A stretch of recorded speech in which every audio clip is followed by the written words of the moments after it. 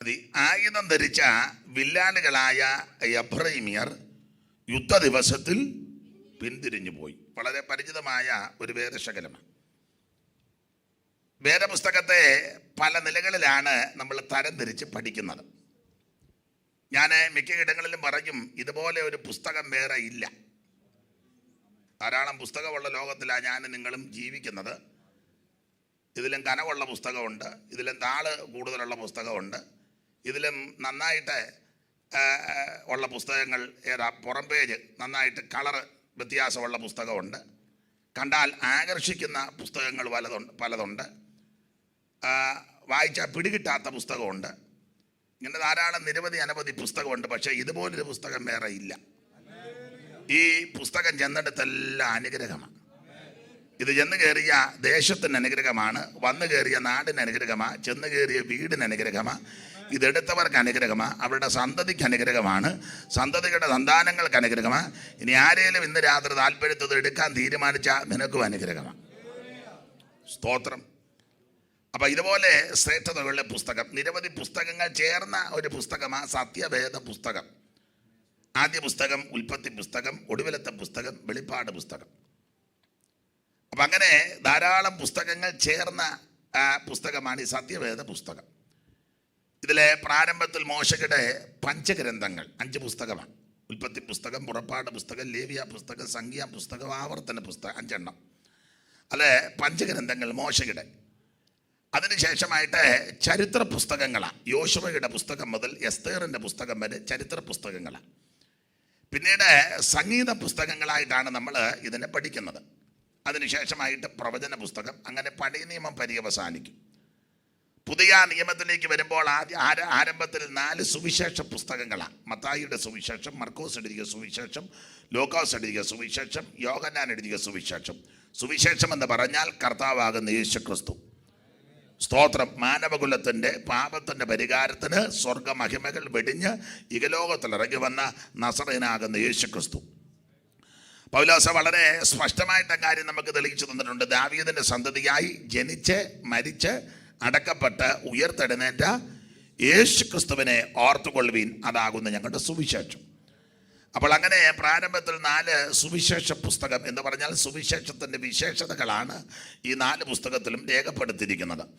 മത്തായി യേശുക്രിസ്തു രാജാതിരാജാവെന്ന് തെളിയിച്ചു, മർക്കോസ് ക്രിസ്തു ദാസനാണെന്ന് തെളിയിച്ചു, ലൂക്കോസ് യേശുക്രിസ്തു സമ്പൂർണ്ണ മനുഷ്യൻ എന്നുള്ള നിലയിൽ യേശുവിനെ വരച്ചു കാട്ടി, യോഹന്നാൻ യേശുക്രിസ്തു നിത്യസത്യ ദൈവമാണെന്ന് തെളിയിച്ചു തന്നു. അങ്ങനെ യേശുക്രിസ്തുവിൻ്റെ രാജത്വവും മനുഷ്യത്വവും ദാസ്യത്വവും ദൈവത്വവും അതാണ് 4 സുവിശേഷങ്ങളിൽ പഠിക്കുന്നത്. അതിനുശേഷമായിട്ട് സുവിശേഷത്താൽ ആകൃഷ്ടരായി, അല്ലെങ്കിൽ സുവിശേഷം വിശ്വസിച്ച് സുവിശേഷത്തെ അനുഗമിച്ച് സുവിശേഷത്തെ അംഗീകരിച്ച് സുവിശേഷത്തെ അനുധാവനം ചെയ്ത ശ്ലീഹന്മാർ 12 പേര്, അത് കർത്താവിൻ്റെ അടിമ ശിഷ്യന്മാർ 12 പേര്. ഒരു രാത്രി മുഴുവൻ മിശിഹാനമ്പരം പ്രാർത്ഥിച്ച് 12 പേരെ തിരഞ്ഞെടുത്തു. എന്നിട്ട് തന്നെ അതിലൊരുത്തൻ പിശാചായിരുന്നു. ദൈവം തമ്പുരാൻ നേരിട്ട് പ്രാർത്ഥിച്ച്, അത് 1-2 മണിക്കൂറല്ല, ഒരു രാത്രി മുഴുവൻ പ്രാർത്ഥിച്ചു. ഡയറക്റ്റ് തിരഞ്ഞെടുത്തേച്ച് പറയാം, നിങ്ങളിലൊരുത്തൻ പിശാചാന്ന് പറഞ്ഞു. അപ്പം പിന്നെ പ്രാർത്ഥിക്കാതെ തിരഞ്ഞെടുക്കുന്നവരുടെ കാര്യം നിങ്ങളങ്ങ് ചിന്തിച്ചോണ്ടാൽ മതി. അപ്പം ശ്രദ്ധിക്കുക, അങ്ങനെ നമ്മുടെ കർത്താവ് ഡയറക്റ്റ് അവരെ തിരഞ്ഞെടുത്ത് 12 പേര്. എന്തിനാ തിരഞ്ഞെടുത്തത്? തന്നോടുകൂടെ ഇരിപ്പാൻ, ഭൂതങ്ങളെ പുറത്താക്കാൻ. ഭൂതശാന്തി അല്ല, ഭൂതങ്ങളെ ഇപ്പം എല്ലാം ഭൂതശാന്തിയാണ്. കാരണം ഭൂതം ഇളകുമ്പോൾ അതിന് ശാന്തി കൊടുത്ത് അവിടെ ഇരുത്തുക. ഇളകി വരുന്ന ഭൂതത്തെ ശാന്തമാക്കി അവിടെ ഇരുത്തി. എന്നിട്ട് നമ്മൾ ചെല്ല് പറയാനുണ്ട് അടുത്ത ആഴ്ച പോവും, അതുവരെ സ്തോത്രം. അപ്പം ശാന്തിയാണ്. അപ്പോൾ ഭൂത ശാന്തി എന്നൊരു വരമല്ല, വീര്യപ്രവർത്തികളെന്ന് ആ പുസ്തകത്തിൽ കൊടുത്തിരിക്കുന്നത്. അപ്പോൾ അങ്ങനെ ഭൂതങ്ങളുടെ മേൽ അധികാരം, കർത്താവിൻ്റെ മഹത്വം, അത് നമ്മുടെ കർത്താവാകുന്ന മിശിഹാനമ്പനാണ്. ഭൂതങ്ങളും വിറയ്ക്കും, പിശാചുക്കൾ വിശ്വസിക്കുകയും വിറയ്ക്കുകയും ചെയ്യുന്നെന്ന ദൈവമേകനല്ലോ. സ്തോത്രം. പിശാചുക്കൾ വിശ്വസിക്കുകയും വിറയ്ക്കുകയും ചെയ്യുക. അപ്പോൾ ഇങ്ങനെ ശ്ലീഹന്മാരെ കർത്താവ് തിരഞ്ഞെടുത്ത് അവർക്ക് ദൈവം അധികാരം കൊടുത്തു. 1 തന്നോടുകൂടെ ഇരിപ്പാൻ, 2 ഭൂതങ്ങളെ പുറത്താക്കാൻ, 3 രോഗികളുടെ മേൽ കൈവച്ച് സൗഖ്യം വരുത്തുവാൻ, 4 പ്രസംഗിപ്പാൻ. അപ്പം ഇങ്ങനെ ശിഷ്യന്മാരെ ശ്ലീഹന്മാരെ കർത്താവ് തിരഞ്ഞെടുത്തു. അങ്ങനെ ശ്ലീഹന്മാരുടെ പ്രവർത്തികൾ അതാണ് അപ്പോസ്തോല പ്രവൃത്തി, അല്ലെങ്കിൽ വേറൊരു ഭാഷയിൽ പറഞ്ഞ പരിശുദ്ധാത്മാവിൻ്റെ പ്രവൃത്തി. അപ്പോൾ തെരഞ്ഞെടുത്തവരോട് കർത്താവ് പറഞ്ഞു, നിങ്ങളെ തെരഞ്ഞെടുപ്പ് ഓർത്ത് പെട്ടെന്ന് പോകരുത്, ഉയരത്തിൽ നിന്ന് ശക്തി വരും. ആ ശക്തി ധരിക്കുമ്പോൾ നിങ്ങൾ നഗരത്തിൽ പാർക്കണം. ആ ഉയരത്തിൽ നിന്ന് ശക്തി നിങ്ങളുടെ മേൽ വന്നു കഴിയുമ്പോൾ വേറൊരു ശക്തി നിങ്ങളെ ജയിക്കത്തില്ല. ആ ശക്തിയോടെ നിങ്ങൾ കടന്നു പോകണം. അങ്ങനെ കർത്താവിൻ്റെ വചനം വിശ്വസിച്ച ശ്ലീകന്മാർ ആത്മശക്തി ഏറ്റെടുത്ത് അന്ഭാഷകളിൽ സംസാരിച്ചു തുടങ്ങി. അവർ ആത്മനിയോഗത്തോടെ അതാതിടങ്ങളിലേക്ക് പോയി യേശുവിനെ സാക്ഷിച്ചു. പരിശുദ്ധാത്മാവ് തുണനിന്നു. അങ്ങനെ പരിശുദ്ധാത്മാവിൻ്റെ പ്രവൃത്തിയായ അപ്പോസ്തല പ്രവൃത്തികൾ എന്ന പുസ്തകം. ഇനി അപ്പോസ്തലന്മാരുടെ പ്രവർത്തനങ്ങളാലും പരിശുദ്ധാത്മാവിൻ്റെ പ്രവൃത്തിയാൽ അനവധി സഭകൾ അനേക ഇടങ്ങളിൽ ഉടലെടുത്തു. ഈ സഭയെ കർത്താവിൻ്റെ വരവിൽ എടുക്കപ്പെടേണ്ടതിന് കറതീർന്ന ഉപദേശത്തിൽ നിലനിർത്തുവാൻ ആത്മനിയോഗം പ്രാപിച്ച് അഭിഷിക്തരായ ദൈവഭക്തന്മാർ എഴുതിയ ഈടുറ്റ ലേഖനം, അതാണ് റോമാലേഖനം മുതൽ യൂദയുടെ ലേഖനം വരെ 21 ലേഖനങ്ങൾ. കർത്താവിൻ്റെ മഹത്വം ഉപദേശപരമായ വിഷയങ്ങളാണ്. അങ്ങനെ ലേഖന പരമ്പരകൾ 21 ലേഖനം. ഒടുവിലായിട്ട് വെളിപ്പാട് പുസ്തകമാണ്. എന്ന് പറഞ്ഞാൽ സർവജ്ഞനായ ദൈവം തമ്പുരാൻ തൻ്റെ തിരുഹൃദയത്തിൽ മറച്ചു വച്ച മർമ്മമായിരുന്ന അനേക വിഷയങ്ങൾ സമയം വന്നപ്പോൾ മറമാറ്റിവെച്ച് യോഹന്നാന് വെളിപ്പെടുത്തി കൊടുത്തു. കർത്താവിൻ്റെ മഹത്വം. അതാണ് വെളിപ്പാട് പുസ്തകം. ഇങ്ങനെയാണ് ഈ സത്യവേദ പുസ്തകം പര്യവസാനിക്കുന്നത്. എൻ്റെ ഒരു ഔട്ട്ലൈനാണ്. ഇപ്പം എന്തിനാ ഇത് പറയുന്നത് ചോദിച്ചാൽ, ഇതറിയാത്ത ആൾക്കാർ ഇതിനകത്ത് കാണും ചിലപ്പോൾ. സ്തോത്രം. അപ്പം അതുകൊണ്ട് ആരെങ്കിലും അങ്ങനെ അറിയാത്തവരുണ്ടെങ്കിൽ അവരുടെ അറിവിനാണ്. അപ്പോൾ ശ്രദ്ധിക്കുക, ഇങ്ങനെയുള്ള ഈ സത്യവേദ പുസ്തകത്തിലെ ഒരു പുസ്തക വിഭാഗമാണ് സങ്കീർത്തന പുസ്തകം. 5 ഭാഗങ്ങളായിട്ടാണ് ഈ പുസ്തകം. 180 സങ്കീർത്തനം 5 ഭാഗങ്ങളായിട്ട് 5 പുസ്തകം നമ്മൾ പഠിക്കുമ്പോൾ അത് കാണുക. ഇന്ന് നാളെ ഒരു വചന പഠനം എന്നുള്ള നിലയിലാണ് കർത്താവിൻ്റെ മഹത്വം നമ്മളെല്ലാം യോജനമൊക്കെ ധ്യാനിക്കുന്നവരും പഠിക്കുന്നവരുമാണ്. തന്നെയല്ല ഇത് ബൈബിൾ സ്കൂളിൻ്റെയും കൂടെ ഈ ചേർന്നുള്ള കൺവെൻഷൻ ആയതുകൊണ്ട് ആ നിലയിൽ ഒരു വചന പഠനം എന്ന നിലയിലും കൂടെ പോകുന്നത് ഉചിതമാണെന്ന് കരുതുന്നു. അപ്പം അങ്ങനെ ഉള്ള ശ്രേഷ്ഠതയുള്ള ഈ പുസ്തകമാണ് സങ്കീർത്തന പുസ്തകങ്ങൾ. ഇതിലെ സിംഹഭാഗ സങ്കീർത്തനങ്ങളും ദൈവത്തിൻ്റെ ദാസനായ ദാവീദിനാൽ എഴുതപ്പെട്ട സങ്കീർത്തനങ്ങളാണ്. ഏതാണ്ട് ഏറെ സങ്കീർത്തനങ്ങൾ ദാവീദിനാൽ എഴുതപ്പെട്ട സങ്കീർത്തനമാണ്.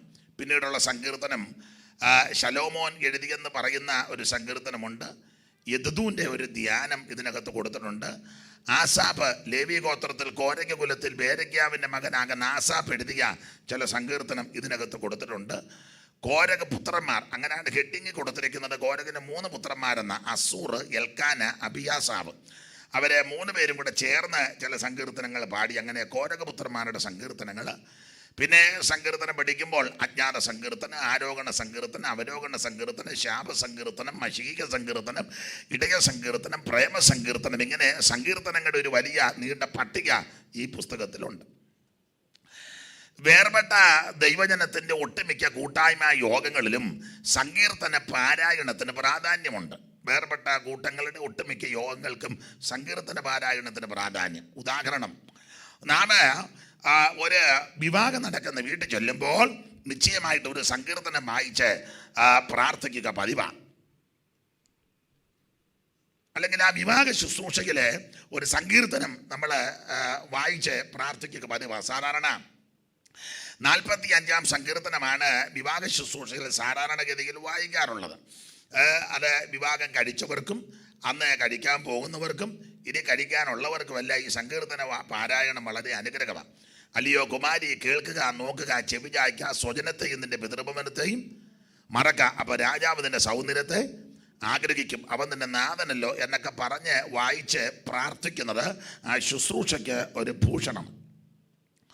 അതുപോലെ തന്നെ ഒരു ശവസംസ്കാരം നടക്കുന്ന വീട്ടിൽ ചെല്ലുമ്പോൾ, വേർപാട് അനുഭവിക്കുന്ന ദുഃഖവേളയിൽ ഒരു വേർപാട് അനുഭവിച്ച വീട്ടിൽ ചെല്ലുമ്പോൾ, അല്ലെങ്കിൽ ശവസംസ്കാരം നടക്കുന്ന സന്ദർഭത്തിൽ സാധാരണ 90-ാം സങ്കീർത്തനം വായിച്ച് പ്രാർത്ഥിക്കുക പതിവാണ്.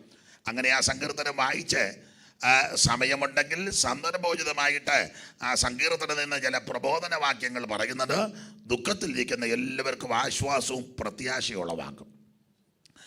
ആ സങ്കീർത്തനം ഇസ്രായേലിലെ പ്രഥമ മഹാപുരോഹിതനാകുന്ന ഈ അഹരോന്റെ നിര്യാണത്തോടുള്ള ബന്ധത്തിൽ അഹരോന്റെ അനുജനാകുന്ന മോശ ഭാരപ്പെട്ടിരിക്കുന്ന ഇസ്രായേലിലെ പ്രത്യാശയുടെ കൊടുമുടിയിലേക്ക് കൊണ്ടുപോകുന്ന ശ്രേഷ്ഠതയുള്ള പ്രാർത്ഥനയാണ് 90 സങ്കീർത്തനം.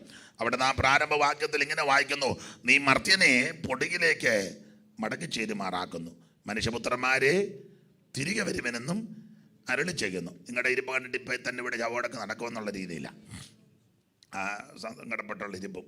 അപ്പം ഏതായാലും ഒരു കാര്യം പറയാം, ആ സങ്കീർത്തനം വളരെ പ്രത്യാശ ഉളവാക്കുന്ന സങ്കീർത്തനമാണ്. മർത്യനെ പൊടിയിലേക്ക് മടങ്ങിച്ചേരി, ഏകവചനത്തിലാണ് കൊടുത്തത്. മർത്യനെ ഏകവചനത്തില, മർത്യനെ പൊടിയിലേക്ക് മടങ്ങിച്ചേരുമാറാക്കുക.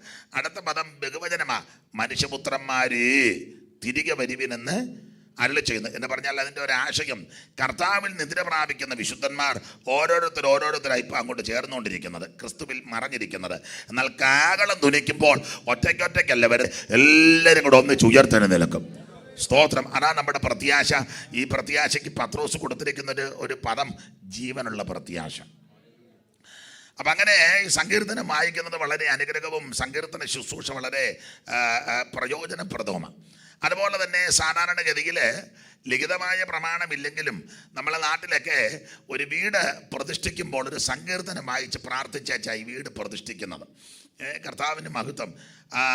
വീട് പണിത പുള്ളിയും വേണ്ടപ്പെട്ടവരെല്ലാം കൂടെ വരുമ്പോൾ ദൈവത്തിൻ്റെ ദാസന്മാർ ഒരു സങ്കീർത്തനം വായിച്ച് പ്രാർത്ഥിച്ച് ആണ് ഈ വീട് പ്രതിഷ്ഠിക്കുന്നത്. നിന്റെ കൈകളുടെ അധ്വാനബലം നീ തിന്നെ, നീ ഭാഗ്യവാൻ, നിനക്ക് നന്മ വരും, നിന്റെ ഭാര്യ നിന്റെ വീട്ടിനകത്ത് എങ്ങനെയാണെന്ന് ദൈവത്തിനറിയാം. എന്നാലും അങ്ങനെയൊക്കെ പറഞ്ഞാച്ചാ ഈ പണിത പുള്ളി ഇതിനകത്തോട്ട് കയറ്റിവിടുന്നത്. അപ്പോൾ ഈ വീട് പ്രാർത്ഥിച്ച് പ്രതിഷ്ഠിക്കുമ്പോഴും ഒരു സങ്കീർത്തനം വായിച്ച് പ്രാർത്ഥിച്ചാ ഇത് പ്രതിഷ്ഠിക്കുന്നത്. തന്നെയുമല്ല, ധാരാളം കാര്യങ്ങൾ പറയാനുണ്ട്. ഒരു കുഞ്ഞിനെ പ്രതിഷ്ഠിക്കുന്ന സമയത്ത് അങ്ങനെ ലിഖിതമായ വലിയ പ്രമാണമില്ലെങ്കിൽ സാധാരണഗതിയിൽ ഒരു കുഞ്ഞിനെ ദൈവസന്നിധിയിൽ തന്ന കുഞ്ഞിനെ പ്രതിഷ്ഠിക്കുമ്പോൾ ഒരു സങ്കീർത്തനം വായിച്ച് പ്രാർത്ഥിച്ചാ ഈ കുഞ്ഞിനെ പ്രതിഷ്ഠിക്കുന്നത്. കർത്താവിന് മഹത്വം. മക്കൾ യഹോവ തരുന്ന അവകാശം, ഉദരബലം ദൈവം തരുന്ന പ്രതിഫലം, വീരൻ്റെ കയ്യിലെ അസ്ത്രം അങ്ങനെയാകുന്നു. യൗവനത്തിലെ മക്കൾ അവയേക്കും തന്നെ ആവനാടി നിറച്ചിരിക്കുന്ന പുരുഷൻ ഭാഗ്യവാൻ. ഇതൊക്കെ പ്രാർത്ഥിച്ചാ ഈ കുഞ്ഞിനെ പ്രതിഷ്ഠിക്കുന്നത്. അതുപോലെ തന്നെ ഒരു ദീർഘയാത്ര, ദൂരയാത്ര, വിദൂരയാത്ര അല്ലെങ്കിൽ വിദേശയാത്ര പോകുമ്പോൾ ഉൾപ്പെട്ടിരിക്കുന്ന സഭയിലെ ശുശ്രൂഷകനോട് പറയും, ഇന്ന ദിവസം ഇന്നപ്പം ഞാൻ നാട്ടിലോട്ട് പോകുന്നു, അല്ലെ നാട്ടിൽ നിന്ന് വിദേശത്തോട്ട് പോകുന്നു, പാസ്റ്റർ വന്ന് പ്രാർത്ഥിക്കണം. അതൊക്കെ അതിൻ്റെ നടപടിക്രമങ്ങൾ. അല്ലാതെ തന്നെ ഉണ്ടായിട്ട് പോകരുത്. ഇത് അങ്ങ് എന്നാ ചോദിക്കുന്ന പാസ്റ്റർ ഞാൻ ഇഞ്ഞ് വന്നു, ഓ അതപ്പം പോയി, ഇന്നലെ രാത്രി ഒരു വിസ കിട്ടിയിട്ട് 4 മാസമായി, പോവുകയല്ല. അപ്പം തന്നെ അങ്ങനെ പോകുന്ന അതൊരു നല്ല നടപടിയാണെന്ന് തോന്നുന്നില്ല. അപ്പം നമ്മൾ ഉൾപ്പെട്ട് നിൽക്കുന്ന സഭയിലെ ശുശ്രൂഷകനെ വിളിച്ച് പറയും, ഇന്നിപ്പോൾ പോകും, പാസ്റ്റർ വന്ന് പ്രാർത്ഥിച്ച് വേണം എന്നെ യാത്രയാക്കാം. അപ്പോൾ ദൈവദാസന്മാർ തക്ക സമയത്ത് വരും. ഞാൻ എൻ്റെ ഭാഷയെ പറഞ്ഞാൽ ഈ ചില വിശ്വാസികളായിട്ട് ഉടക്കമുള്ള ഉപദേശിമാരുണ്ട്. അവർ ഇറങ്ങുന്ന സമയത്ത് വന്നേച്ച് പറയും, പെട്ടെന്ന് പ്രാർത്ഥിക്കണം, എനിക്ക് ഹെഡ് ഓഫീസിൽ പോകണമെന്ന് പറയും. ഉടക്കാണ്, എന്നാലും വരും പെട്ടെന്ന്. എന്നാൽ സ്നേഹിച്ചിരിക്കുകയാണെങ്കിൽ നേരത്തെ ഇഞ്ഞു വരും. നേരത്തെ വന്നേച്ച് ചായയൊക്കെ കുടിച്ച് ലോഗ്യമൊക്കെ പറഞ്ഞ് വിസ എല്ലാം ശരിയാകുന്നില്ല, പാസ്പോർട്ട് ടിക്കറ്റ് എല്ലാം സൂക്ഷിച്ചോണം, എല്ലാം വളരെ ശ്രദ്ധിക്കണം. ലഗേജ് ഒന്നുകൂടെ തൂക്കി നോക്കിക്കോണം, പേരെഴുതിക്കോണം. പണ്ടൊക്കെ അങ്ങനെ പേരൊക്കെ എഴുതിക്കോണം. ഇനി ആരാ എയർപോർട്ടിൽ വിടുന്നത്, ആരുമില്ലെങ്കിൽ ഞാൻ വരാം, എൻ്റെ വണ്ടിയാൽ അതൊക്കെ ലോഗ്യമാണ്, അല്ലേ പറയാം, പെട്ടെന്ന് എനിക്ക് പോകണമെന്ന് പറയും.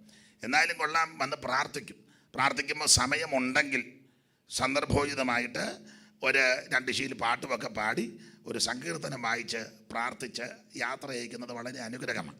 യഹോവ നിൻ്റെ ഗമനത്തെയും ആഗമനത്തെയും ഇന്നു മുതൽ എന്നേക്കും പരിപാലിക്കുക. അപ്പോൾ പോകുന്ന പുള്ളിക്ക് നല്ല ഉറപ്പുണ്ട്, എൻ്റെ യാത്രയിൽ ദൈവമുണ്ട്. യാത്രയാക്കുന്ന വീട്ടുകാർക്ക് ഉറപ്പുണ്ട്, യാത്രയിലും തിരിച്ചുള്ള വരവിലും ദൈവം കൂടെയുണ്ട്. അപ്പം അങ്ങനെയൊക്കെ പ്രാർത്ഥിച്ച് ചെയ്യുന്നത് വളരെ അനുഗ്രഹം. അപ്പം ഞാനിതെല്ലാം സൂചിപ്പിച്ചത് അങ്ങനെയൊക്കെ ഈ സങ്കീർത്തനത്തിന് വളരെ പ്രാധാന്യമുണ്ടെന്നാണ് ഈ പറഞ്ഞ എൻ്റെ സാരം.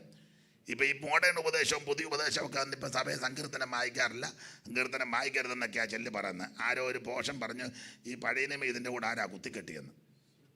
ആരാണ്ട് ചോദിച്ചെന്നാ കേൾക്കുന്നത്. ഈ പഴയ നിയമം പുതിയ നിയമം കൂടെ കുത്തിക്കെട്ടിയത് ആരാണ്? ദൈവം അവനെ കുത്തിക്കെട്ടാതിരുത്തട്ടെ. സ്തോത്രം. ഇത് കാരണം ഇതെല്ലാ തിരുവെഴുത്തും ദൈവവിശ്വാസികമാണ്. ഉൽപ്പത്തി 1 മുതൽ വെളിപ്പാട് ഒടുവിലത്തെ വാക്യം വരെ ദൈവവിശ്വാസികമാണ്. സ്തോത്രം. എല്ലാ തിരുവെഴുത്തും ദൈവവിശ്വാസികമാണ്. അതുകൊണ്ട് ആവശ്യമില്ലാത്ത വാക്കൊന്നും കയറി പറയരുത്. ആമേൻ. സ്തോത്രം. തിരുവചനം നമ്മുടെ അണ്ണാക്കിന് മധുരമാണ്. അപ്പം ഇങ്ങനെ വളരെ പ്രാധാന്യമുള്ള ഭാഗങ്ങളാണ് സങ്കീർത്തനം. നമ്മൾ ഇന്ന് രാത്രി 78-ാം സങ്കീർത്തനം 9-ാം വാക്യമാണല്ലോ ചിന്തയ്ക്ക് ആധാരമായിട്ട് വായിച്ചത്. ശാന്തമായിട്ട് ദൈവത്തിൻ്റെ വചനത്തിൽ നിന്ന് ഇന്ന് രാത്രി ഒരു പഠനം എന്ന നിലയിൽ നമുക്ക് ചിന്തിക്കാം. ഒരിക്കൽ കൂടി വേദഭാഗം വായിക്കുക. 78-ാം സങ്കീർത്തനം 9-ാം വാക്യം.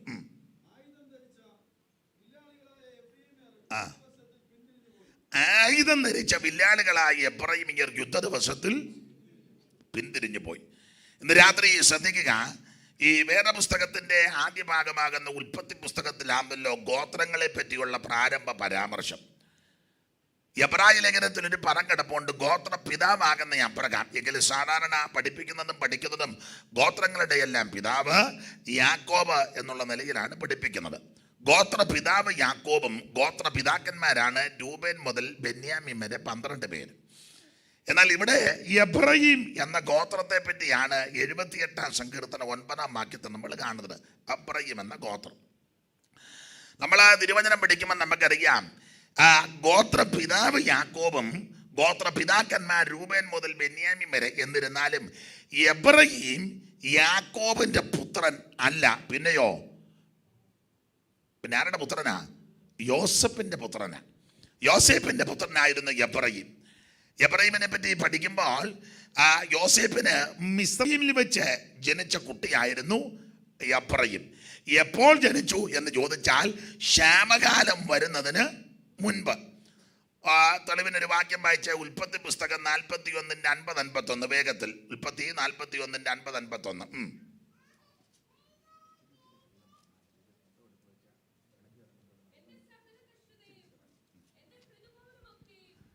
അങ്ങനെ നന്നായിട്ട് വായിക്കേ.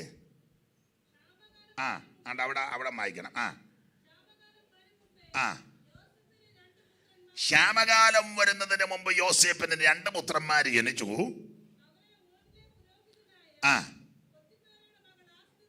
അവരെ ഓനിലെ പുരോഹിതനാകുന്ന പോത്തിഫേറയുടെ പുത്രി ആസനത്ത് എന്ന സ്ത്രീ പ്രസവിച്ചു. അടുത്തത് വായിച്ചു.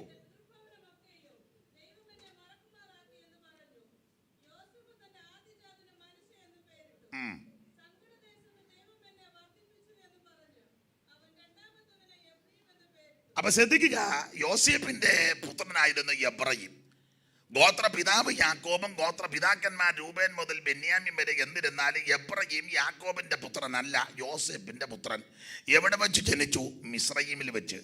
എപ്പോൾ ജനിച്ചു? ക്ഷാമകാലം വരുന്നതിന് മുൻപ്. അപ്പോൾ ഉൽപ്പത്തി പുസ്തകം 41-50-51 വാക്യങ്ങൾ കണ്ടത്, ക്ഷാമകാലം വരുന്നതിന് മുമ്പ് യോസേപ്പിന് 2 പുത്രന്മാർ ജനിച്ചു. അവരെ ഓനിലെ പുരോഹിതനാകുന്ന പോത്തിഫേറയുടെ പുത്രി ആസനത്ത് പ്രസവിച്ചു. എൻ്റെ സകല കഷ്ടതയും പിതൃഭവനമൊക്കെയും ദൈവം എന്നെ മറക്കുമാറാക്കിയെന്ന് പറഞ്ഞ് യോസേപ്പൻ തൻ്റെ ആദ്യജാതന് മനേശെ എന്ന് പേരിട്ടു. സങ്കടദേശത്ത് എൻ്റെ ദൈവം എന്നെ വർദ്ധിപ്പിച്ചു എന്ന് പറഞ്ഞ് അവൻ രണ്ടാമത്തവന് എഫ്രയീം എന്ന് പേരിട്ടു. അപ്പോൾ ശ്രദ്ധിക്കുക, യോസേപ്പിന് മിസ്രയീമിൽ വെച്ച് ജനിച്ച 2ാമത്തെ പുത്രനായിരുന്നു എഫ്രയീം. ക്ഷാമകാലം വരുന്നതിന് മുൻപ് എന്ന് പറഞ്ഞാൽ സുഭിക്ഷതയുടെ വർഷം.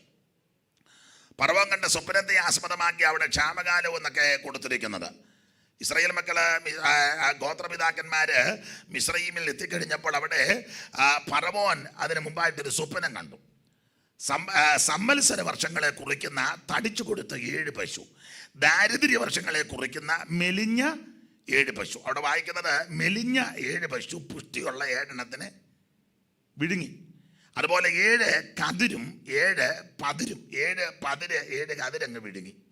7 മെലിഞ്ഞ പശു 7 പുഷ്ടിയുള്ളതിനെ വിഴുങ്ങി. അവിടെ ഒരു പദമുണ്ട്, ഈ മെലിഞ്ഞത് പുഷ്ടിയുള്ളതിനെ വിഴുങ്ങി കഴിഞ്ഞിട്ട് അങ്ങനെ വിഴുങ്ങിയതാന്ന് പോലും കണ്ടാൽ തോന്നുകയില്ല. ഈ ചില മെലിഞ്ഞ ആൾക്കാർ നന്നായിട്ട് ഭക്ഷണം കഴിക്കും, കണ്ടാൽ അറിയത്തില്ല.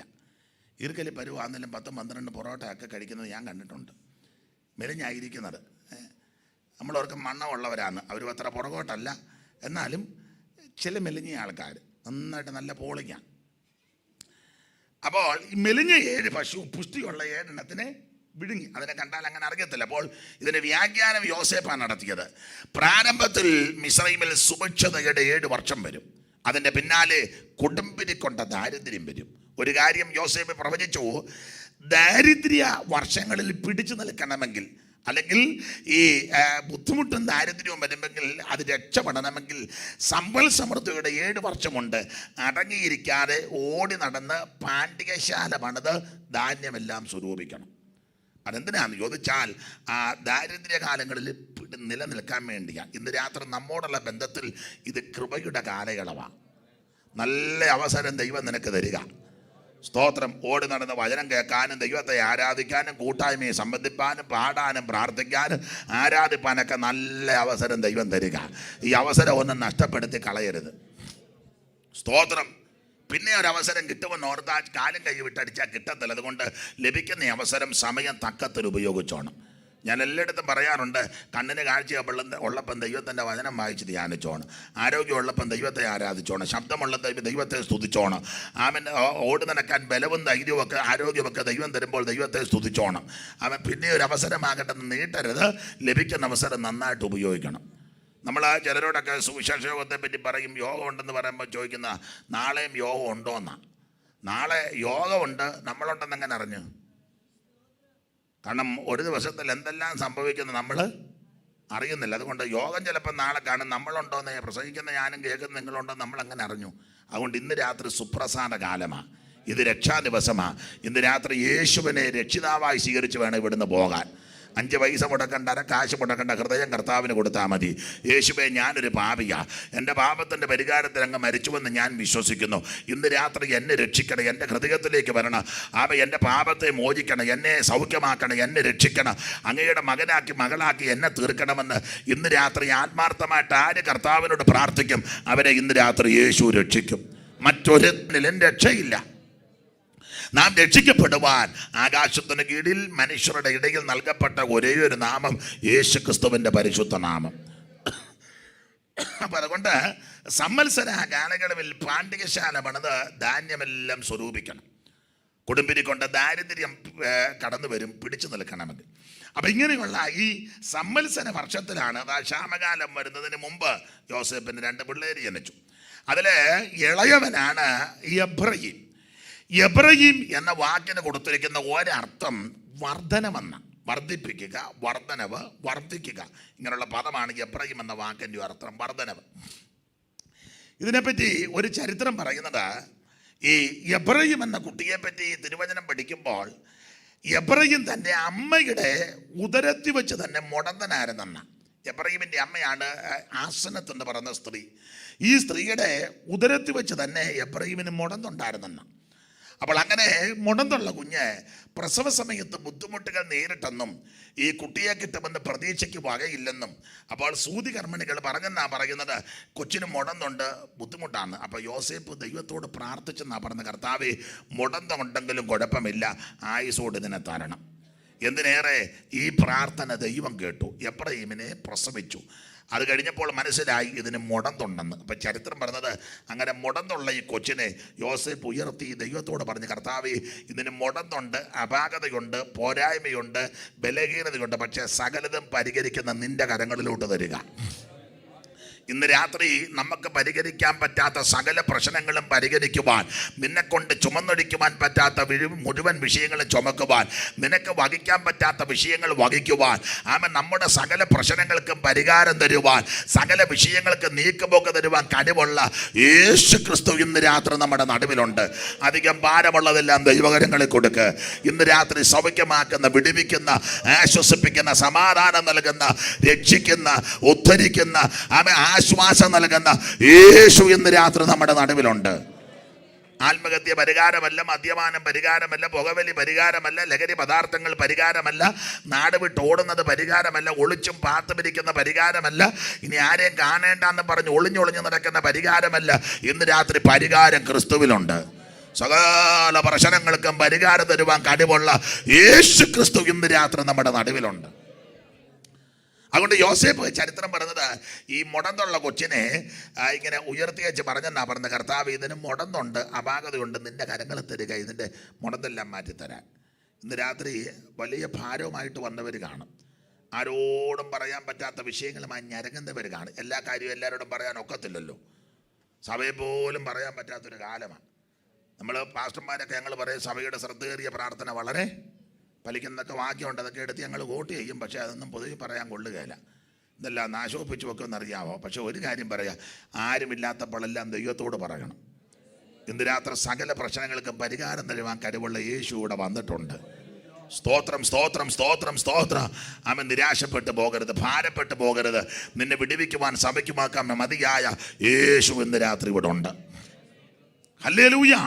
അപ്പൊ യോസേപ്പ് ഈ കുഞ്ഞിനെ ഉയർത്തി വെച്ച് പറഞ്ഞ, കർത്താവ് ഇതിനെ വർദ്ധിപ്പിച്ച് തരണം.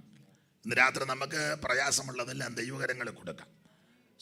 സൈമൺ സാറ് പണ്ട് ഒരു പാട്ട് പാടിയ പാട്ടിൻ്റെ വരി ഇങ്ങനെ: അല്പമാമുപകരണം കൊണ്ടു നൽപ്പെടുന്ന മകത്തായ വേലകൾ ചെയ്തും ശില്പികൾ കൂടെയവനെ നീയേ ചിൽ പുരുഷൻ ചിരന്തര നമസ്കാരം മാനുവേൽ മനുജസുത നിന്റെ മാനമേറും തൃപ്പാദങ്ങൾ വണങ്ങി ഞങ്ങൾ മംഗളമോതിടും നീതാ നിത്യമഹിമയുണ്ടായിടട്ടെ നിനക്ക് നാദാ മാനുവേൽ മനുജസുത നീജരായി ഗണിച്ചിരുന്ന പേത്രരാധിയായ ദീവരരെ ദിവ്യകൃപയാൽ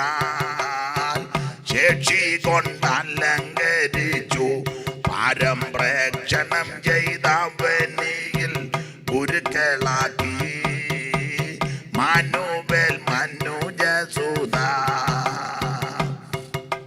അപ്പൊ സാറിന്റെ ഭാഷ്യം, അല്പമാ ഉപകരണങ്ങളെ കൊണ്ട് നൽപ്പെടുന്ന മകത്തായ വേലകൾ ചെയ്യുന്നവനാ ദൈവം. എനിക്ക് ആ സാറിൻ്റെ വരികളൊക്കെ വളരെ ഇഷ്ടമാണ്. അതുപോലൊന്നും ആരും എഴുതി ഒപ്പിച്ചിട്ടില്ല. അതുകൊണ്ടാണ് ഈ സാറിൻ്റെ കാര്യം നല്ലതാണെന്ന് പറയുന്നത്. ഇപ്പം ധാരാളം പാട്ടുകാരുണ്ട്, പാട്ട് നന്നായിട്ട് എഴുതുന്നുണ്ട്, ഒരു സുഖം വരുന്നില്ല.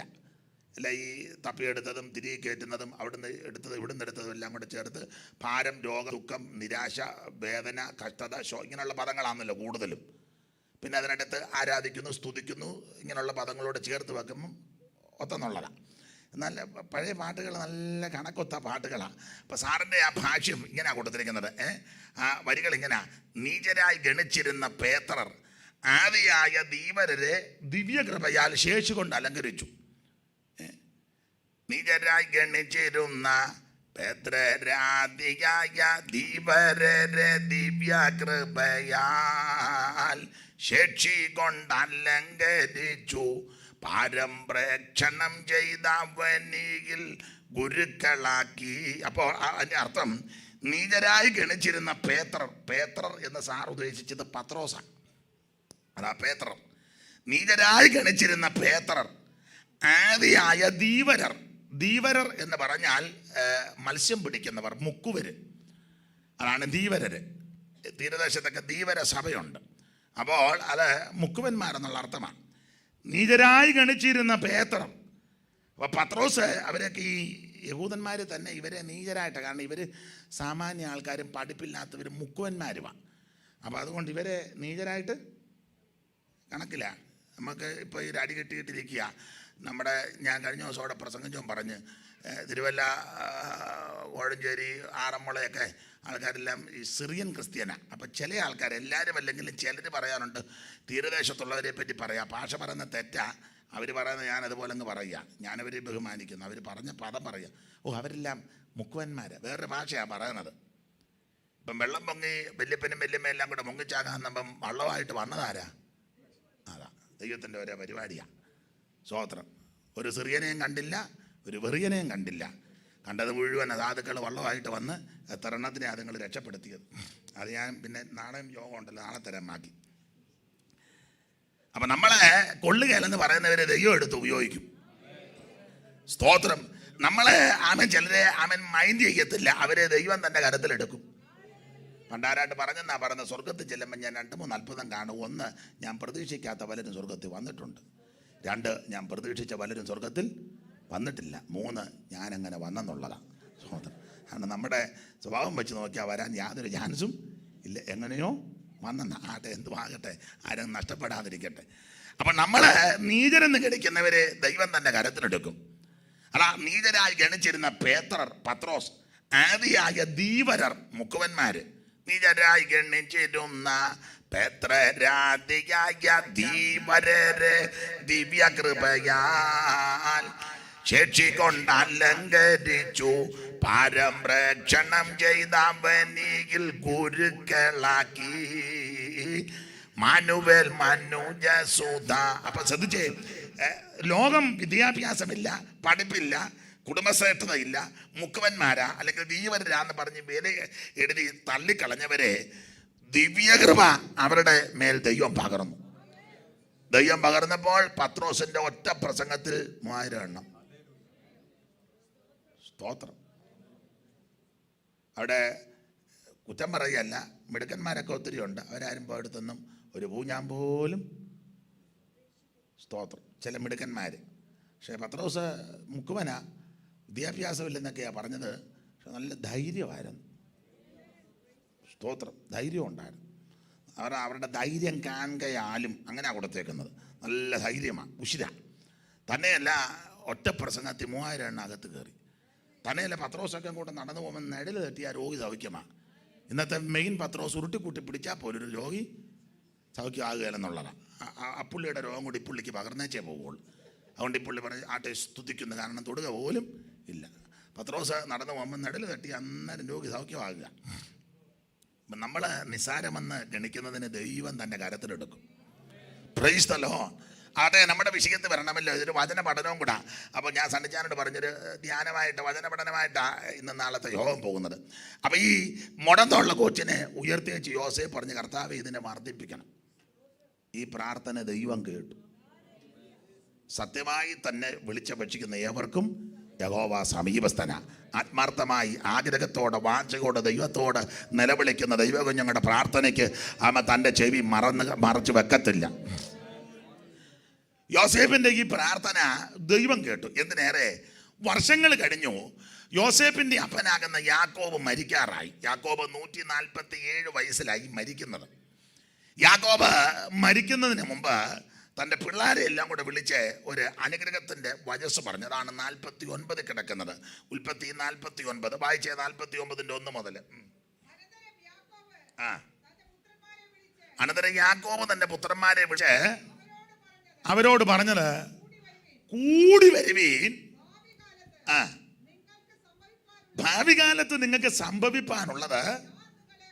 യാക്കോബിന്റെ 147 വയസ്സിൽ യാക്കോബ് മരിക്കുന്നതിന് മുന്നേ യാക്കോബ് പിള്ളേരെ എല്ലാം വിളിച്ചു കൂട്ടി, കൂടി വരുവീൻ. ഈ കൂടി വരുവീൻ എന്ന് പറയാൻ കാര്യം ആകെ 12 എണ്ണം ഉള്ളൂ. ഇവന്മാർ കൂടുകയല്ല. ആകെ 12 എണ്ണം ഉള്ളൂ. ഞാൻ മിക്കപ്പോഴും പറയും, ഈ ക്രൈസ്തവർ കുറച്ചേ ഉള്ളൂ. ഏതാ ഇന്ത്യയിലെ ക്ഷണിച്ച് കേരളത്തിൽ കുറച്ച് പേരേ ഉള്ളൂ. പക്ഷേ ഇതുങ്ങളെല്ലാം കൂടെ ഒന്നിക്കുകയായിരുന്നു എന്ത് നല്ലതാ. ആകെ കുറച്ചേ ഉള്ളൂ. ഇതുങ്ങൾ ഒന്നിക്കുകയല്ലെന്നുള്ളതാണ് സത്യം. RC LC RC LC പിന്നെ റീത്ത്, ലത്തീൻ, ലണ്ടൻ, CMS, ആംഗ്ലിക്കന്, പിന്നെ അല്ലാത്തത്, പിന്നെ മാർത്തോമ, യാക്കോബ, ഓർത്തഡോക്സ്, എന്തെല്ലാം വകുപ്പുകളാണ്. പെന്തിക്കോസ് തന്നെ തരണമാണ്. ഈ പെന്തിക്കോസ് ആണെന്നല്ലോ കൂടുതലും. IPC, church of God, assemblies of God, new India, അഖിലേന്ത്യ, നെയ്യല്, പെനിയല്, ഇൻഡിപെൻഡൻ്റ്, അന്തർദേശീയം. അയ്യോ, ഇതെല്ലാം വകുപ്പുകളാണ്. ഏമതിലിസഡ് വെള്ളം ഇംഗ്ലീഷ് അക്ഷരമാല കൊണ്ടെല്ലാം സഭയുണ്ടാക്കി. ഇനിയിപ്പം വേറെ അക്ഷരം കിട്ടുക സഭയുണ്ടാക്കാൻ. അപ്പോൾ ഇഷ്ടംപോലെ സഭകളാണ്. യുദ്ധങ്ങളെല്ലാം കൂടെ ഒന്നിച്ച് നിൽക്കുകയായിരുന്നേ എന്ത് നല്ലതായിരുന്നു. സ്തോത്രം. പണ്ട് വേട്ടമല ഒരു പാട്ട് പാടി. വേട്ടമല പീലിപ്പോച്ചൻ, പഴയ പാട്ടാണ്. ഉപദേശപ്പശ കാണും. അതിൽ പാട്ട് എനിക്ക് ഇഷ്ടപ്പെട്ടു. ആ പാട്ടിനെ വരി ഇങ്ങനെ: സഭകളന്നേകമാകും സർവേശ്വരൻ സകലർക്കോ ഒന്നാകും. സഭകളന്നേകമാകും സർവേശ്വരൻ സകലർക്കോ ഒന്നാകും. അന്ന് യാക്കോബ, മാർത്തോമ, റോമക്കാർ പെന്തക്കോസ് വേർപാടും. പിന്നെ CSI ലത്തീനും ലണ്ടനും ചർച്ചിലും യേശുവിലൊന്നാകും. ഫിലിപ്പോച്ചൻ ഉദ്ദേശിച്ചത് ഇതിൽ നിന്നെല്ലാം രക്ഷിക്കപ്പെട്ട് വരുന്നൊരു കൂട്ടത്തെയാണ്. സഭകൾ അനേകമാകും, സർവേശ്വരൻ സകലർക്കും ഒന്നാകും. സഭകൾ അനേകമാകും, സർവേശ്വരൻ സകലർക്കും ഒന്നാകും. അന്ന് യാക്കോബമാർ തോമാർ റോമക്കാർ പെന്തക്കോസ് വേർപാടും, പിന്നെ CSIലെത്തിനും ലണ്ടനും ചർച്ചിലും യേശുവിലൊന്നാകും. ഈ ലോകത്തെ ഭരിച്ചിടുവാൻ ശാലേമിൻ രാജാതിരാജൻ വരും. ഇടയനേകമാകും, നാട്ടിൻ കൂട്ടവും ഒന്നാകും. ഇടയനേകമാകും, നാട്ടിൻ കൂട്ടവും ഒന്നാകും. ഇതുവരെ പല പല ജാതിയിലിരുന്നവർ യേശുവിലൊന്നാകും. അന്ന് പലവിധ കളറുകൾ കാണുകയില്ലായകയാൽ പരനോടു തുല്യരാകും. അന്ന് പലവിധ കളറുകൾ കാണുകയില്ലായകയാൽ പരനോടു തുല്യരാകും. ഈ ലോകത്തെ ഭരിച്ചിടുവാൻ ശാലേമിൻ രാജാതിരാജൻ വരും. അപ്പൊ ഇവിടെ ഒന്നാകും എന്നുള്ളൊരു ചിന്തയാ. അപ്പൊ യാക്കോബ് മരിക്കുന്നതിന് മുന്നേ പിള്ളേരെ എല്ലാം വിളിച്ച് പറഞ്ഞു കൂടി വരാൻ പറയും. പിള്ളേരെല്ലാം കൂടെ ഒന്നിച്ച് കൂടുകയല്ല. ഇനി അഥവാ ഇവരെല്ലാം കൂടെ ഒന്നിച്ച് കൂടിയാൽ തന്നെ ഇവന്മാരോടൊക്കെ ഉണ്ടാകും. അങ്കുലീപരിതമായ ആൾക്കാരേ ഉള്ളൂ. യുദ്ധങ്ങളെല്ലാം കൂടെ ഒന്നിക്കത്തില്ല. ആകെ 12 എണ്ണം ഉള്ളൂ. ഈ 12 എണ്ണം കൂടെ ഒന്നിക്കത്തില്ല. തെളിവുകളൊക്കെ ഒത്തിരി നിരത്താനുണ്ട്. അതൊന്നും ഇപ്പോൾ എടുക്കുന്നില്ല. ഇനി അഥവാ നമ്മൾ നോട്ടീസ് കൊടുത്ത് ക്ഷണിച്ചു, ലെറ്റർ കയ്യിൽ കൊണ്ട് കൊടുത്തു, സെക്രട്ടറിയുടെ കയ്യിൽ കൊടുത്തു, ട്രഷറുടെ കയ്യിൽ ഒന്ന് കൊടുത്തു, കമ്മിറ്റിക്കാരുടെ കയ്യിൽ കൊടുത്തു, അവൻ്റെ വെമ്പളയുടെ കയ്യിൽ ഒരു ലെറ്റർ കൊടുത്തു, പിന്നെ ബന്ധുക്കാരുടെ കയ്യിൽ 5-6 ലെറ്റർ കൊടുത്തു, കൂടെ ചെന്ന് വിളിച്ചു, ഫോൺ ചെയ്ത് വിളിച്ചാലും വരികയല്ല. വരികാരെന്ന് ഇപ്പോൾ ഇത്രയും പേരല്ലല്ലോ ഇവിടെ കാണേണ്ടത്. വരികയല്ല. ഇനി അഥവാ ഇനിയും കണ്ണേ ചക്കരെ നേരെ പാലെന്ന് വിളിച്ചൊന്ന് കൂട്ടിക്ക് ഈ യോഗം കഴിയുമ്പോൾ ഒരു അടി ഉണ്ടാക്കി വെച്ചേ പോവുള്ളൂ. കാരണം ഇവരുടെ തൊഴിലതാ. നിങ്ങൾ ആ പുസ്തകം പഠിച്ചാൽ അറിയാം. അപ്പം അതുകൊണ്ട് യാക്കോബ് പറഞ്ഞു കൂടി വരുവീൻ, ഭാവി കാലത്ത് നിങ്ങൾക്ക് സംഭവിക്കാനുള്ളത് ഞാൻ നിങ്ങളെ അറിയിക്കാം. വായിച്ചേ. യാക്കോബിന്റെ പുത്രന്മാര് കൂടി വന്ന് കേൾപ്പീൻ. നിങ്ങളുടെ അപ്പനാകുന്ന ഇസ്രായേലിന്റെ മൊഴിക്ക് ചെവി തരുവീൻ. എന്നിട്ട് തലമുറകളെ, സന്ധി പരമ്പരകളെ, രൂപേൻ മുതൽ ബെന്യാമിൻ വരെയുള്ള 12 എണ്ണത്തിന്റെ പേര് പറഞ്ഞ് ഭാവികാലം സംബന്ധിച്ച് അനുഗ്രഹിക്കുന്ന അനുഗ്രഹ വചസ്സാണ് ഉൽപ്പത്തി 49. നമ്മുടെ വിഷയം അതല്ലല്ലോ. അപ്പൊ ഉൽപ്പത്തി പുസ്തകം 49-ാം അധ്യായത്തിൽ സ്വന്തം തലമുറകളെ യാക്കോബ് അനുഗ്രഹിക്കുക. എന്നാൽ സ്വന്തം തലമുറകളെ അനുഗ്രഹിക്കുന്നതിന് മുമ്പ് കൊച്ചുമക്കളെ ഒന്ന് അനുഗ്രഹിച്ചു. അതാണ് 48-ലത്തെ വിഷയം ഉൽപ്പത്തി. അപ്പൊ ഉൽപ്പത്തി 48-ൽ കൊച്ചുമക്കളെ ഒന്ന് അനുഗ്രഹിച്ചു. സ്വന്തം മക്കളെ അനുഗ്രഹിക്കുന്ന 49-ലാണ്. അപ്പൊ സ്വന്തം മക്കളെ അനുഗ്രഹിക്കുന്നതിന് മുമ്പ് കൊച്ചുമക്കളെ കയറി ഒരു അനുഗ്രഹം അനുഗ്രഹിച്ചു. കർത്താവിൻ്റെ മകത്ത അതാണ് ഈ ഇരിക്കുന്ന നമ്മളല്ല. സ്വന്തം മക്കളെ യഹൂദന്മാരായിരുന്നു. സ്തോത്രം. അവർക്കിത് കൊടുത്തപ്പോൾ അവർ തട്ടിക്കളഞ്ഞ് പോയപ്പോൾ യാതൊരു യോഗ്യതയില്ലായിരുന്ന നമ്മെ ഇതിനകത്തോട്ട് കയറ്റി. ആ ഭാഗത്തോട്ട് പറയാൻ പോവാ. അപ്പം 49-ാം അധ്യായത്തിൽ കൊച്ചുമക്കളെ ഒന്ന് അനുഗ്രഹിച്ചു. അപ്പോൾ ഉൽപ്പത്തി 49 8-ാം അധ്യായത്തിന്റെ 1 മുതൽ ഒന്ന് വായിച്ചാട്ടെ.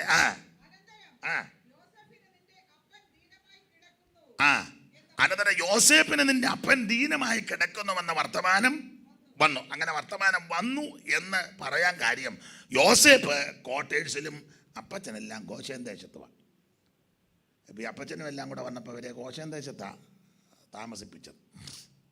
അവരെ ഞാൻ പകലവിടെ പ്രസംഗം പറഞ്ഞ് ഈ ചേട്ടന്മാരെല്ലാം കൂടെ വന്നപ്പോൾ യോസേപ്പ് പറഞ്ഞു, നമ്മൾ പറവനെ കാണാൻ പോകും. അപ്പോൾ പറവൻ ചോദിക്കും ഇവിടുത്തെ രീതി തൊഴിലെന്നാന്ന് ചോദിക്കും. അന്നേരം സത്യമേ പറയാവുള്ളൂ. കാരണം ഇമാർ വിളച്ചിലുകാരാണ് യോസേപ്പിനെ നന്നായിട്ട് അറിയാം. യോസേപ്പിനെ അറിയാം ഇമാർ കള്ളം പറയുമെന്ന്. അതുകൊണ്ട് യോസേപ്പ് പറഞ്ഞു, നേരത്തെ അഡ്വാൻസ് പറഞ്ഞ് ഞാനിവിടെ പെന്തിക്കോസുകാരനായിട്ടാണ് നിൽക്കുന്നത്, ദൈവത്തെ ഓർത്ത് ഇവിടെ നാണം കെടുത്തരുത്, നിങ്ങളും പെന്തിക്കോസുകാരാന്ന് പറഞ്ഞോണം, സത്യമേ പറയാവൂ. അപ്പോൾ പറവൻ ചോദിക്കും പേരെന്നാ എന്ന് ചോദിക്കുമ്പോൾ പേരൊക്കെ പറഞ്ഞേച്ച് തൊഴിൽ ചോദിക്കും, പറയണം ഞങ്ങൾ ഗോപാലകന്മാരാ ഇടയന്മാരാന്ന് സത്യം പറയണം. അങ്ങനെ പറഞ്ഞില്ലെങ്കിൽ ഇവന്മാർ പറവൻ ചോദിക്കുക തൊഴിലെന്നാന്ന് ചോദിച്ചാൽ ഇവന്മാർ പറയും ഞങ്ങൾക്ക് ആനയുണ്ടായിരുന്നു, ഞങ്ങൾക്ക് കുമ്പനാട്ട് കുതിരയൊക്കെ ഉണ്ടായിരുന്നു, ഞങ്ങൾ അങ്ങനെയൊക്കെ ഇവന്മാർ കള്ളത്തരം പറയും. സ്തോത്രം. ഇവന്മാർ ഈ വീരസ്യം പറയാൻ മിടുക്കരാ. സ്തോത്രം, സ്തോത്രം. മൗണ്ട് ബാറ്റൻ പ്രഭു ഞങ്ങളുടെ വീട്ടിലാണ് താമസിച്ചത് എന്നൊക്കെ ഇവന്മാർ കയറി വകുപ്പടിക്കും. അത് ദൈവത്തിനും അറിയാം, യോസേപ്പിന് നന്നായിട്ട് അറിയാം. അതുകൊണ്ട് സത്യം പറയണം, ഞങ്ങൾ ഗോപാലകന്മാരാണെന്ന്. ഞാൻ ഇന്ന് രാത്രി സത്യം പറയാം, ദൈവസന്നിധിയിൽ സമ്മതിക്കണം, ഞങ്ങൾക്ക് യാതൊരു ഗതിയും ഗത്യന്തരവും ഇല്ലായിരുന്നു. ഈ പുസ്തകം എടുത്തതാണ് ഞങ്ങളുടെ നന്മ. യാതൊരു സ്വസ്ഥതയില്ലാതെ, സമാധാനമില്ലാതെ, ആശ്വാസമില്ല, പ്രത്യാശയില്ലാതെ, നിരാശയുടെ പടുകുടികൾ നീറുന്ന ചിന്തകളും വികാരങ്ങളുമായി അവൻ നെട്ടോട്ടമോടിയതാ. കൃപയാൽ ഈ പുസ്തകമെടുക്കുവാൻ, യേശുവിനെ അറിയുവാൻ, യേശുവിനെ ആരാധിപ്പാൻ, യേശുവിനെ രക്ഷകനായി സ്വീകരിപ്പാൻ ദൈവം നമുക്ക് ഭാഗ്യം നൽകി. അന്നേ മരിച്ചു പോയെങ്കിൽ എൻ്റെ ദൈവമേ ഞാൻ ചെന്നേ വന്നരകമതിൽ, അന്നേ മരിച്ചു പോയെങ്കിൽ എൻ്റെ ദൈവമേ ഞാൻ ചെന്നേ വൻ. ചേർന്ന് പാടാം.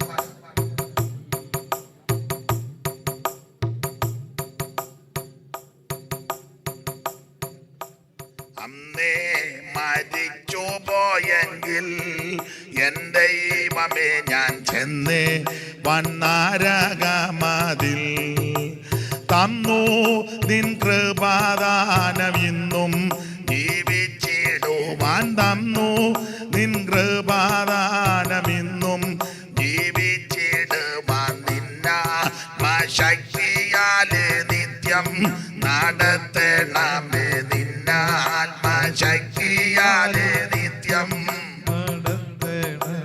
ലോകത്തിൻ മോഹനാശ്രയം എന്നേശു മാത്രം. ശോകങ്ങളേറി വന്നാലും ലോകത്തിലേക്കയാശ്രയം എന്നേശു മാത്രം. ശോകങ്ങളേറി വന്നാലും ആർക്കും വർണ്ണിച്ചു കൂടാത്ത സ്വർഗ സന്തോഷ മാർഗത്തിലാക്കിയല്ലോ നീ. ആർക്കും വർണ്ണിച്ചു കൂടാത്ത സ്വർഗ സന്തോഷ മാർഗത്തിലാക്കിയല്ലോ നീ. മാറ്റം പാരാതെ എന്നെ കാക്ക് നമ്പൊന്നു നാഥ, മാറ്റം പാരാതെ എന്നെ കാക്ക് നമ്പൊന്നു നാഥ. ഈ ലോകം വിട്ട് നിന്റെ മേലോകം ചേരുവോളം, ഈ ലോകം വിട്ട് നിന്റെ മേലോകം ചേരുവോളം, ലോകത്തിൻ മോഹങ്ങൾ കൊണ്ട് വിരഞ്ഞോടി ഞാൻ സ്വർഗ ഭാഗ്യങ്ങൾ വെടിഞ്ഞു. ലോകത്തിൻ മോഹങ്ങൾ കൊണ്ട് വിരഞ്ഞൊടി ഞാൻ സ്വർഗ ഭാഗ്യങ്ങൾ വെടിഞ്ഞു. പാപിയായി ജീവിച്ചപ്പോൾ പാതയ്ക്കു ദീപമില്ല, പാപിയായി ജീവിച്ചപ്പോൾ പാതയ്ക്കു ദീപമില്ല. സ്വർഗ സന്തോഷമില്ല, നിത്യ സ്നേഹിതരില്ല. സ്വർഗ സന്തോഷമില്ല, നിത്യ സ്നേഹിതരില്ല. ലോകത്തിൻ മോഹങ്ങൾ കൊണ്ട് വിരഞ്ഞോടി ഞാൻ സ്വർഗ ഭാഗ്യങ്ങൾ വെടിഞ്ഞ്. അപ്പൊ ശ്രദ്ധിക്കുക, യോസേപ്പ് പറയുക, പറവോ നിങ്ങളെ വിളിച്ച് ചോദിക്കും തൊഴില് എന്താന്ന് ചോദിക്കുമ്പോൾ പറയേണ്ടത് ഗോപാലകന്മാരാ ഇടയന്മാരാന്ന് പറയണം. സ്തോത്രം. അപ്പം അതുകൊണ്ട് ഈ അപ്പനും ചേട്ടന്മാരും എല്ലാം ഗോശേൻ ദേശത്തും യോസേപ്പ് പാർക്കുന്നത് ക്വാർട്ടേഴ്സിലുമാണ്. അതുകൊണ്ട് ഈ വർത്തമാനം വന്നെന്നൊക്കെ കൊടുത്തേക്കുന്നത് വായിച്ച് ദൈവദാസി 48 ഒന്നൊന്നുകൂടെ. അനന്തരം യോസേപ്പിന് നിന്റെ അപ്പൻ ദീനമായി കിടക്കുന്നുവെന്ന് വർത്തമാനം വന്നു. ഉടനെ അവൻ മനശ്ശെ എഫ്രയീം 2 പുത്രന്മാരെയും കൂട്ടി അപ്പനെ കാണാൻ ചെല്ലുക. അപ്പൊ യോസേപ്പിന്റെ ക്വാർട്ടേഴ്സിൽ അറിവ് കിട്ടി നിന്റെ അപ്പൻ ദീനമായി കിടക്കുന്നു. ഉടനെ അപ്പനെ കാണാൻ യോസേപ്പ് പോയെന്നുള്ളതാണ്. ഞാനോ നിങ്ങളോ ആരെങ്കിലും പറയും ഇവിടെ ഇരുന്ന് വചനം ഇങ്ങനെ അയച്ച് പ്രാർത്ഥിക്കും അപ്പച്ചൻ. അന്ന് ഇപ്പം ടിക്കറ്റ് എടുത്ത് പോകുന്നതിനൊക്കെ ഒത്തിരി ചാർജ് കൂടുതലാകൊണ്ട് കാശ് മുടക്കിയുള്ള പരിപാടിയൊന്നും വചനം അയച്ച് നമുക്ക് ഇഷ്ടം പോലെ വചനം കയ്യിലുണ്ടല്ലോ. അപ്പോൾ ഏത് വേണേലും ഏത് സമയത്ത് വേണേലും മറ്റേ നമ്മൾ കാശ് മുടങ്ങും. അപ്പം അതുകൊണ്ട് യോസേപ്പ് വചനമൊന്നും അയക്കുകയല്ല, അപ്പനെ കാണാൻ അങ്ങ് പോകുമായിരുന്നു. കാണാൻ പോയപ്പോൾ പോയത് വെറുതെ അല്ല പോയത്, 2 പിള്ളേരെയും കൈ പിടിച്ചോണ്ടാണ് പോയത്. എന്ന് പറഞ്ഞാൽ പിതാവിൻ്റെ അടുക്കൽ വെറും കൈയായിട്ട് ചെന്നില്ലെന്നാ അതിൻ്റെ വേറൊരു വശം. അങ്ങനെയെങ്കിൽ ഇങ്ങനൊരു വ്യാഖ്യാനം അങ്ങ് പറയാ, സ്വർഗീയ പിതാവിൻ്റെ അടുക്കൽ വെറുതെ ചെല്ലരുത്. സ്വർഗീയ പിതാവിൻ്റെ അടുക്ക വരുമ്പോൾ കയ്യിൽ എന്തെങ്കിലും കാണണം. പുറപ്പാട് പുസ്തകം, ആവർത്തനമൊക്കെ നിങ്ങൾക്ക് പുസ്തകം അറിയാം. ഇങ്ങനൊരു പദം കിടപ്പുണ്ട്, ദൈവാലയത്തിൽ ചെല്ലുമ്പോൾ വെറും കൈയായി ചെല്ലരുത്. ദൈവാലയത്തിൽ ചെല്ലുമ്പോൾ വല്ലതും കൈ വേണം, കയ്യിൽ എന്തെങ്കിലും വേണം. നമ്മുടെ കയ്യിലിരിപ്പൊന്നും ഇപ്പം പൊതുവെ പറയാനും ഉള്ളുകയില്ല, എന്തൊക്കെയാണ് കയ്യിരിക്കുന്നത്. എന്തായാലും ദൈവാലയത്തെക്കാൾ വലിയവനാണ് ഇന്ന് രാത്രി ഇവിടെ വന്നിരിക്കുന്നത്. മോശയേക്കാൾ വലിയവൻ, ശലോമോനിലും വലിയവൻ, ദൈവാലയത്തിലും വലിയവൻ, ഇവിടുത്തെ യോനയിലും വലിയവൻ, സ്വർഗത്തെക്കാൾ വലിയവൻ, സകലത്തിനും വലിയവനാകുന്ന യേശു. അപ്പോൾ യോസേപ്പ് അപ്പനെ കാണാൻ ചെന്നപ്പോൾ വെറുതെ പോകില്ല. കയ്യിൽ 2 പിള്ളേരും ഉണ്ടായിരുന്നു. മനുഷ്യയെ പറയും, അപ്പൻ്റെ ഇടയ്ക്ക് വെറും കൈയായിട്ട് പോകരുത്. സ്തോത്രം. എനിക്ക് മൈക്ക് നന്നായിട്ട് സുഖമുണ്ട്, അവിടുത്തത് പരുവക്കേടായിരുന്നു. അപ്പം ഇത് ഇപ്പം ഒന്നൊക്കമ്പോൾ നോക്കുകയെന്ന് പറഞ്ഞ പോലെ ഇവിടെ മൈക്കൊത്തപ്പം ആളില്ല, അവിടെ ആളൊത്തപ്പം മൈക്കില്ല. ഇത് രണ്ടുകൂടി ഇനി ഏത് യോഗത്തിനെ ഒക്കുന്നെന്നുള്ളതാ. നോക്കട്ടെ. സ്തോത്രം. എന്നെ എല്ലാ ഇരിപ്പൊക്കെ കണ്ടിട്ട് വള്ളം മുങ്ങിയതുപോലെ ഇരിക്കുകയല്ല, വന്ന് സങ്കടപ്പെട്ട് കണ്ടിട്ട് ഒരു സന്തോഷം എനിക്കും തോന്നുന്നില്ല. സ്തോത്രം. പണ്ടൊരു അപ്പനെ കോടതിയിലിട്ട് വിധിച്ചു. അപ്പോൾ അപ്പൻ എന്തോ മോഷണ കേസിൽ പിടിച്ച് അപ്പനെ കോടതി വിധിച്ചു. ഒരു പ്രതിഭാഗം വക്കീലും വാദിഭാഗം വക്കീലും തർക്കിച്ചു, വാദിച്ചു, നന്നായിട്ട് വാദിച്ചു. ഒടുവിൽ അപ്പൻ കുറ്റം ചെയ്തതാണ്. ഒടുവിൽ വാദം തെളിഞ്ഞു മജിസ്ട്രേറ്റ് അപ്പനോടൊപ്പം അപ്പനെ ശിക്ഷിക്കുക തന്നെ. പിന്നെ മജിസ്ട്രേറ്റ് അവിടെ നിന്ന് ചോദിച്ചു, ആട്ടെ മൂപ്പ, ഈ പറഞ്ഞതെല്ലാം സത്യമാണോ എന്ന് ചോദിച്ചു. അപ്പോൾ 1.5 മണിക്കൂർ വാദം നടക്കുക. എല്ലാം കഴിഞ്ഞപ്പോഴേ ഈ പറഞ്ഞെല്ലാം സത്യമാണെന്ന്. അപ്പോൾ ഈ വല്യപ്പൻ ബുദ്ധി കൂടിയത് കൊണ്ടാണ് എന്താ വല്യപ്പൻ പറഞ്ഞു, എൻ്റെ പൊന്നെ ഏമാനെ, കോടതിയുടെ മുഴക്കം കൊണ്ടാണോ മജിസ്ട്രേറ്റേമാൻ്റെ വായി പല്ലില്ലാത്തത് കൊണ്ടാണോ എനിക്കൊന്നും തിരിഞ്ഞില്ലെന്ന് പറഞ്ഞു. അപ്പോൾ ഈ 2.5 മണിക്കൂർ തർക്കിച്ചതെല്ലാം വക്കീലന്മാർ കിടന്നിങ്ങനെ സഹസ്രകോടി പരിശ്രമിച്ച് തെളിയിച്ച് അപ്പനോട് പറഞ്ഞതാ, കോടതിയുടെ മുഴക്കം കൊണ്ടാണോ മജിസ്ട്രേറ്റേമാൻ്റെ വായി പല്ലില്ലാത്തത് കൊണ്ടാണോ എനിക്കൊന്നും. അപ്പനോട് ചുമ്മാ ഇരുന്നല്ലാതെ യാതൊരു വെളിവുമില്ലെന്ന് പറഞ്ഞ പോലെ ഞാനങ്ങ് ചിന്തിക്കുക, ഈ കോടതിൻ്റെ മുഴക്കം കൊണ്ടാണോ എൻ്റെ കുഴപ്പം കൊണ്ടാണോ നിങ്ങളെല്ലാം ഈ പരുവത്തിനിരിക്കുന്നതെന്ന് ഞാനും അങ്ങ് ചിന്തിക്കുക. എന്നാലും വന്നല്ലോ. അപ്പോൾ ശ്രദ്ധിക്കുക, യോസേപ്പ് അപ്പൻ്റെ അടുക്കൽ വെറുതെ അല്ല എന്നത്, 2 പിള്ളേരുമായിട്ടാണ് എന്നത്. മൂത്ത മനുഷ്യ ഇളയ എബ്രാഹിമിനെ പിടിച്ചോണ്ട് അപ്പൻ്റെ അടുക്കലോട്ട് ചെന്നു. ദൈവാലയത്തിൽ ചെല്ലുമ്പോൾ വെറും കൈയായി ചെല്ലരുത്. പാടാൻ വയ്യ, എന്നാലും ഈ CSIക്കാർ പണ്ടൊരു പാട്ട് പാടും. CSI മാർഗത്തിൽ നിന്ന് വന്നവരാരിലും അവിടെ നിന്ന് രക്ഷിക്കപ്പെട്ട ആരിലും ഉണ്ടോ? ഒരാളുണ്ട്, 2 എണ്ണം ഉണ്ട്, 3-4 എണ്ണം ഉണ്ടല്ലോ. അപ്പം സ്തോത്രം. അപ്പോൾ CSIയിലെ പാട്ട് എനിക്കിഷ്ടമാണ്, നല്ല പാട്ടുകളാണ്. നല്ല ഈ സായിപ്പന്മാരില്ലയോ അതെല്ലാം ചിട്ടപ്പെടുത്തി, എന്തോ സുഖമാണ്. അപ്പോൾ അവർ നിങ്ങൾ കൂടെ പാടണം. എനിക്ക് അത്ര വശമില്ല, നമ്മൾ CSIയിൽ നിന്ന് വന്നതല്ല. അപ്പോൾ നിങ്ങൾ കൂടെ പാടണം.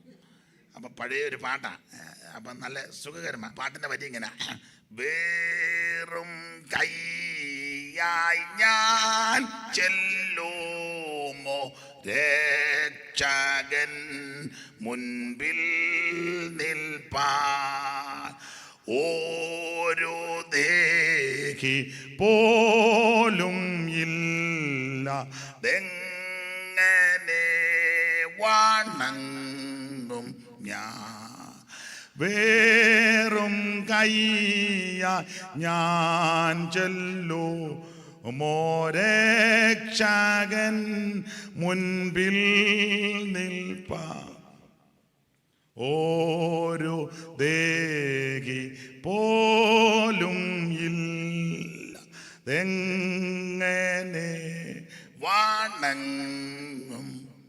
ഒന്നും പള്ളിയിൽ പോയില്ലെന്നാ തോന്നുന്നത്. എന്തുവാ, നല്ല പാട്ടുകളല്ലേ. ഞാൻ ഈ പാട്ട് പഠിച്ച് എങ്ങനെയാണെന്ന് ചോദിച്ചാൽ, ഞങ്ങളുടെ അടുത്തൊരു CSI പള്ളിയുണ്ട്. നിങ്ങൾ കേട്ടാൽ ചിലപ്പം ചിലക്ക് ബുദ്ധിമുട്ട് വരും. ഞാൻ അമ്പലത്തിൽ പോയ കാലത്തായി പാട്ട് പഠിച്ചത്. അപ്പോൾ ഒരിക്കൽ ഞാൻ പള്ളിയിറക്കാവെന്ന് പറയുന്ന അമ്പലത്തിൽ പോയിച്ച് അവിടുത്തെ ചടങ്ങെല്ലാം കഴിഞ്ഞ് ഞാൻ കടത്ത് കയറി, രാമേന്ദ്രൻ എന്ന് പറയും കടത്തുകാരൻ, കടത്ത് കയറി ഇങ്ങോട്ട് വന്നപ്പോൾ ആ പള്ളിയിലെ അന്ന് കോളാമ്പിയൊക്കെ അല്ലേ വെക്കുന്ന പള്ളിയിൽ, അപ്പോൾ ഈ കോളാമ്പി വെച്ച് ഇവർ പാടുന്നു നല്ല. ഞാൻ അവിടെ നിന്ന് ഈ പാട്ട് പഠിച്ചു. ആ ആരോട് പറയാൻ, നിങ്ങൾ ചിന്തിച്ചേ, അമ്പലത്തിൽ പോയ കാലത്ത് ഈ പാട്ട് പഠിച്ചതാ. പാട്ട് ഇഷ്ടമായതുകൊണ്ട് നല്ല ട്യൂണിൽ, നല്ല എൻ്റെ ഭാഷ പറഞ്ഞാൽ ചരട് പിടിച്ചതുപോലെ. അപ്പോൾ ഞാൻ ആ വേലിയുടെ അവിടെ ഇങ്ങനെ ബോട്ടുകെട്ടിയുടെ അവിടെ ഇങ്ങനെ നിന്ന് ശ്രദ്ധിച്ചു, ട്യൂണകത്ത് കയറി. പിന്നീട് ഞാൻ ആ പാട്ട് പുസ്തകം നോക്കി ആ പാട്ട് പഠിച്ചു. നല്ല പാട്ട്, സ്തോത്രം. ഇതിനകത്ത് വന്ന് പാത്തിരിക്കാൻ തുടങ്ങിയിട്ട് എത്രയോ നാളായി. ഇന്ന് വരെ ഒരു പാട്ട് കാണാൻ അറിയത്തുമില്ല, ഇനിയും പഠിക്കാനായിട്ട് താല്പര്യവും ഇല്ല. ഇനിയിപ്പം പ്രവാചകൻ ചോദിച്ച പോലെ ഇനി അടിച്ചിട്ട് എന്തുള്ളൂ, അധികം സ്തോത്രം. നല്ല പാട്ടുകളാണ്. അപ്പം ശ്രദ്ധിക്കുക, യോസേപ്പ് അപ്പനെ കാണാൻ ചെന്നപ്പോൾ വെറുതെ പോയില്ല, രണ്ട് പിള്ളേരുമായിട്ട് അങ്ങോട്ട് ചെന്നു. അപ്പം ആരോ യാക്കോബിനോട് പറഞ്ഞു കൊടുത്തു, നിന്റെ മകൻ യോസേപ്പ് ഇതാ വരുന്നു. കർത്താവിൻ്റെ മഹത്വം. വായിച്ചേ, ഉൽപ്പത്തി 48 1 മുതൽ താഴോട്ട് വായിച്ചേ. ആ പിന്നെ മനശ്ശെ എഫ്രയീം എന്ന 2 പുത്രന്മാരെ കൂട്ടിക്കൊണ്ട്, അടുത്തത് നിന്റെ മകൻ യോസേപ്പ് ഇതാ വരുന്നുവെന്ന് യാക്കോബിനെ അറിയിച്ചു. അപ്പോൾ ഇസ്രായേൽ തന്നെത്താൻ ഉറപ്പിച്ച് കട്ടിലിന്മേൽ ഇരുന്നു. ശ്രദ്ധിക്കേണ്ട ഒരു ചിന്ത പറയാം. 147 വയസ്സുള്ള യാക്കോബ് ജരാമര ബാധിച്ച് ശയ്യാവലംബനായി, ശരീരമെല്ലാം ചുക്കിച്ചുളഞ്ഞ്, കണ്ണിൻ്റെ കാഴ്ചയൊക്കെ നഷ്ടപ്പെട്ട് വളരെ ക്ഷീണിതനായിട്ട് കട്ടിലേക്ക് കിടക്കുക. ഈ വേദപുസ്തകത്തെ കട്ടിലെന്നൊക്കെ ആദ്യം ഈ ഭാഗത്താണ് കൊടുത്തേക്കുന്നത്. അപ്പം കട്ടിലേൽ യാക്കോബ് ഇങ്ങനെ കിടക്കുക, 147 വയസ്സുണ്ട്. അങ്ങനെ കിടക്കുമ്പം വളരെ ക്ഷീണിതനാ, മരണത്തോടടുക്കുക. 147 തികഞ്ഞു, കണ്ണിൻ്റെ കാഴ്ചയും പോയി, ശരീരം ക്ഷീണാവസ്ഥയായി. അങ്ങനെ പരസഹായത്തിലൊക്കെ ആ ഓരോ ചെയ്യുന്നത്. അപ്പം ഇങ്ങനെ ക്ഷീണിതനായിട്ട് കിടക്കുമ്പോൾ ആരോ വന്ന് എൻ്റെ ഭാഷയായി മൂപ്പലയോട് പറഞ്ഞു, പിന്നെ യോസേപ്പും പിള്ളേരും വരുന്നെന്ന് പറഞ്ഞു. യോസേപ്പും പിള്ളേരും വരുന്നെന്ന് പറഞ്ഞു. അവിടെ ഒരു വാക്യം, നിന്റെ മകൻ യോസേപ്പ് ഇതാ വരുന്നുവെന്ന് യാക്കോബിനെ അറിയിച്ചു. ആ പദം കണ്ടോ? അപ്പോൾ ഇസ്രായേൽ എന്ന് പറഞ്ഞ ദൈവത്തിൻ്റെ പ്രഭു യാക്കോബ്, അപ്പോൾ ഇസ്രായേൽ തന്നെത്താൻ ഉറപ്പിച്ച് കട്ടിലിന്മേൽ ഇരുന്നു എന്ന് പറഞ്ഞാൽ പരസഹായം കൂടാതെ ചാടി എഴുന്നേറ്റുന്നു. ഇതൊക്കെ മുമ്പ് അപ്പം അച്ഛാ രൂപം വരുന്നെന്ന് പറഞ്ഞാൽ ഈ പുള്ളി എൻ്റെ നടുവിനൊന്ന് താങ്ങിയേക്കാൻ പറയും. കാരണം അവനെ കാണാനും അത്ര സുഖമല്ല, അവൻ്റെ സ്വഭാവം അത്ര മോനൊക്കെയാ. ഏത് മോനാന്നുള്ളതാ പിന്നെ സ്തോത്രം. ഗുണമില്ലാത്തൊരു മോനായിവൻ. അപ്പം യാക്കോബ് ഇങ്ങനെ കിടന്നപ്പം മൂപ്പലോട് പറയാം, അച്ഛാ മൂത്തവനാ രൂപം വരുന്നു. അവനിങ്ങോട്ട് തന്നെ വരുന്നത്. എന്നാ ഒന്ന് താങ്ങിയേര്. അപ്പം ചോദിക്കാം, യഹൂദ വന്നാൽ അവനിങ്ങനെ സ്തോത്രം പറഞ്ഞുകൊണ്ടാണ് വരുന്നെങ്കിൽ ആളെ ക്ലിയർ അല്ല. ഈ പാമ്പ് ചുറ്റും പോലെ അവൻ നടക്കുന്ന യഹൂദ. സ്തുതി എന്നാണല്ലോ വാക്കി നടന്നത്. പക്ഷേ ഉൽപ്പത്തി 38 അടുത്ത അവൻ പരുവക്കേടാണ്. സ്തോത്രം. അതുകൊണ്ട് യഹൂദ വന്നെന്ന് പറഞ്ഞാൽ എത്ര തൃപ്തി വരികയില്ല. അന്നേരം മേടുത്തം പറഞ്ഞ് ശിമയോൻ കയറി വരുന്നെന്ന് പറഞ്ഞു. അവൻ്റെ എപ്പോഴും വടിവാളുണ്ട്. ശിമയോനും ലേവി സാഹസത്തിൻ്റെ ആയുധങ്ങളാണ്. എന്മാർ എപ്പോൾ വേണമെങ്കിലും കയറി ഉടക്കുണ്ടാക്കും. ഉപവാസ പ്രാർത്ഥന കഴിഞ്ഞാലും കയറി ഉടക്കും. അന്യഭാഷ പറഞ്ഞേച്ച് കയറി അടി ഉണ്ടാക്കും. അത്ര പരുവക്കേടുകാരായി ഈ ശിമയോനും ലേവി. ഇവിത്തങ്ങൾ ആര് വന്നെന്ന് പറഞ്ഞാൽ അപ്പന് വലിയ ചൈതന്യമൊന്നും വരികയില്ല. പക്ഷേ യോസേപ്പും പിള്ളേരും വരുന്നെന്ന് പറഞ്ഞപ്പോൾ മൂപ്പല ചാടി അങ്ങ് എഴുന്നേറ്റു. തന്നെത്താൻ ഉറപ്പിച്ചു എന്ന് പറഞ്ഞാൽ പരസഹായം കൂടാതെ ചാടി അങ്ങ് എഴുന്നേറ്റു എന്ന് പറഞ്ഞാൽ അതിലൊരു ആത്മീക ചിന്ത പറയാം. ഇത്രേ ഉള്ളൂ. നല്ല യോസേപ്പാകുന്ന യേശു ക്രിസ്തുവിൻ്റെ വീണ്ടും വരവിനെ പറ്റി കേൾക്കുമ്പം നിന്റെ ക്ഷീണമെല്ലാം മാറണം. ഇന്ന് രാത്രി നിനക്ക് തളർച്ചകളുണ്ട്, തകർച്ചകളുണ്ട്, രോഗമുണ്ട്, കെടുതികളുണ്ട്, സാമ്പത്തിക ബുദ്ധിമുട്ടുണ്ട്, വിസായുടെ പ്രോബ്ലം കാണും, ആമൻ, മറ്റ് വിഷയങ്ങൾ പലത് കാണും, സാലറി ലഭിച്ചില്ലെന്ന്, ഇതൊക്കെ ശരിയാ. ഒത്തിരി പ്രശ്നങ്ങൾ, മക്കളുടെ പ്രശ്നം കാണും, ഭാര്യ ഭർത്താവ് തമ്മിൽ പ്രശ്നം കാണും, കുടുംബത്തിൽ ആമൻ പലവിധ പ്രശ്നങ്ങൾ കാണും. പറയാൻ പറ്റുന്ന കാര്യം കാണും. അനവധി പ്രശ്നങ്ങളുടെ നടുവില ആമൻ ക്ഷീണിച്ചും തളർന്നുമൊക്കെയാണ് നമ്മൾ ഇരിക്കുന്നെങ്കിൽ ഇന്ന് രാത്രിയുള്ള സദ്വർത്തമാനം നല്ല യോസേപ്പാകുന്ന യേശു ക്രിസ്തുവിന്റെ വീണ്ടും വരവിനെ പറ്റി കേൾക്കുമ്പോൾ ക്ഷീണമെല്ലാം മാറണം. എഴുന്നേക്കണം. ഇനി എത്രയും അല്പകാലം കഴിഞ്ഞിട്ട് വരുവാനുള്ളവൻ വരും. തനിക്കായി കാത്തു നിൽക്കുന്ന വിശുദ്ധന്മാരുടെ രക്ഷയ്ക്ക് അവൻ പാപം കൂടാതെ രണ്ടാമത് പ്രത്യക്ഷപ്പെടും. ആമേൻ, പ്രൈസ് ദി ലോർഡ്. കർത്താവ് വരാറായി. കാഹളം ധ്വനിക്കും. മരിച്ചവർ അക്ഷയരായിട്ട് ഉയർക്കും. ഈ ദ്രവത്വമുള്ളത് അദ്രവത്വത്തെയും മർത്യമായ അമർത്യത്വം ധരിക്കണം. അതിന്റെ സുദിനം അടുത്തിരിക്കുക. Praise the Lord. ചിലർ താമസമെന്ന് വിചാരിക്കുന്നത് പോലെ കർത്താവ് തന്റെ വാഗ്ദത്തം നിവർത്തിപ്പാൻ താമസിക്കുന്നില്ല. ഹല്ലേലൂയ. ലോകമാകെ ഇളകുന്നേ, രാജ്യം ഞെട്ടി വിറയ്ക്കുന്നേ. ലോകമാകെ ഇളകുന്നേ, രാജ്യം ഞെട്ടി വിറയ്ക്കുന്നേ. വിശുദ്ധ ഗണങ്ങൾ നോടിനേർ തന്നിൽ ഉയർത്തു മണ്ണിൽ ഉയരെ പോകും. വിശുദ്ധ ഗണങ്ങൾ നോടിനേർ തന്നിൽ ഉയർത്തു മണ്ണിൽ നിന്നുയരെ പോകും. ഓർത്തോ ധ്യാനിക്കും തോറും എന്നാശയേറി വരുന്നേ. ഓർത്തു ധ്യാനിക്കും തോറും എന്നാശയേറി വരുന്നേ. വരുമേ തിരുവായി മൊഴിഞ്ഞവൻ അരുളിയപ്പോൾ വചനം നിറവേറ്റാൻ വന്നു സഭയെ ചേർക്കുവാൻ. വേഗം മഹിമയിലെടുപ്പാൻ കൊണ്ടുവിരുന്നു ശാലയിൽ പോയി ചേർത്ത് പന്തിയിലിരുത്താൻ. കൊണ്ടുവിരുന്നു ശാലയിൽ പോയി ചേർത്ത് പന്തിയിലിരുത്താൻ. കാന്താവരവ് കാത്ത് കാത്തു ഞങ്ങളെത്ര നാൾ പാർത്തിടണം. കാന്താവരവു ഞങ്ങളെത്ര നാൾ പാർത്തിടണം. എത്രയോ കാലമായി നോക്കി നോക്കി പാലിൽ മാത്രയും മാറാതെ തുനിന്നിടുന്നു. എത്രയോ കാലമായി നോക്കി നോക്കി പാരിൽ മാത്രയും മാറാതെ കാത്തു നിന്നിടുന്നു. എന്നു നീ വന്നു കണ്ടിടും പൊന്മുഖം ഒന്ന് ചുംബിക്കുവാൻ. എന്ന് നീ വന്നു കണ്ടിടും പൊന്മുഖം ഒന്ന് ചുംബിക്കുവാൻ. വരുമേ തിരുവായി മൊഴിഞ്ഞ അരുളിയപ്പോൾ വചനം നിറവേറ്റാൻ വന്നു സഭയെ ചേർക്കുവാൻ. വേഗം മഹിമയിലെടുപ്പാൻ കൊണ്ടുവിരുന്നു ശാലയിൽ പോയി ചേർത്ത് പന്തിയിലിരുത്താൻ. കൊണ്ടുവിരുന്നു ശാലയിൽ പോയി ചേർത്ത് പന്തിയിലിരുത്താൻ. കൊണ്ടുവിരുന്നു ശാലയിൽ പോയി ചേർത്ത് കരമുയർത്തി ദൈവത്തെ സ്തുതിച്ചാട്ടെ. അപ്പൊ നമ്മുടെ പ്രതീക്ഷയും പ്രത്യാശയും ആശയും യേശുക്രിസ്തുവിന്റെ വീണ്ടും വരവാ. അപ്പൊ ആരാണ്ട് അപ്പനോട് പറയാ, മോനെ, അപ്പനോട് പറയാ, അച്ഛാ, നിന്റെ മകൻ യോസേപ്പ് വരുന്നു.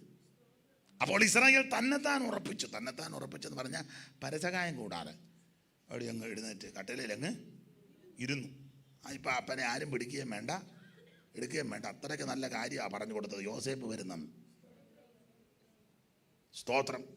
ഈ ചില ആൾക്ക് ഇനി മറുവശം പറയാൻ, ചില ആൾക്കാർ ഈ താങ്ങാൻ ആളുണ്ട് ക്ഷീണം കൂടുമെന്നൊക്കെ ഒരു ചൊല്ലുണ്ടല്ലോ. പണ്ടൊരപ്പനെ വീട്ടിലെ പിള്ളേരെടുത്തോണ്ടാണ് ബാത്റൂമിൽ കൊണ്ടുവന്നത്, പല്ല് തേപ്പിക്കുന്നത്, കുളിപ്പിക്കുന്നത്, ദേഹം തുടയ്ക്കുന്നു, തൂക്കുന്നു, എല്ലാം അപ്പനെ എടുത്തോണ്ട് അപ്പന് കാല് രണ്ടും തളർന്നു പിടിക്കുക, കസേരയിലിരിക്കുക. എല്ലാം പിള്ളേരാണ് ചെയ്യിപ്പിക്കുന്നത്. പിള്ളേർക്ക് ജോലിക്ക് പോകണതിനിടെ അപ്പൻ്റെ കാര്യങ്ങളെല്ലാം അപ്പനെ നല്ല സുഖമായി. എല്ലാം പിള്ളേരങ്ങ് ചെയ്യിപ്പിക്കുക. ഉരുട്ടി വായിലോട്ട് വെച്ച് കൊടുക്കുന്നു. എന്തോ ഒരു സുഖം.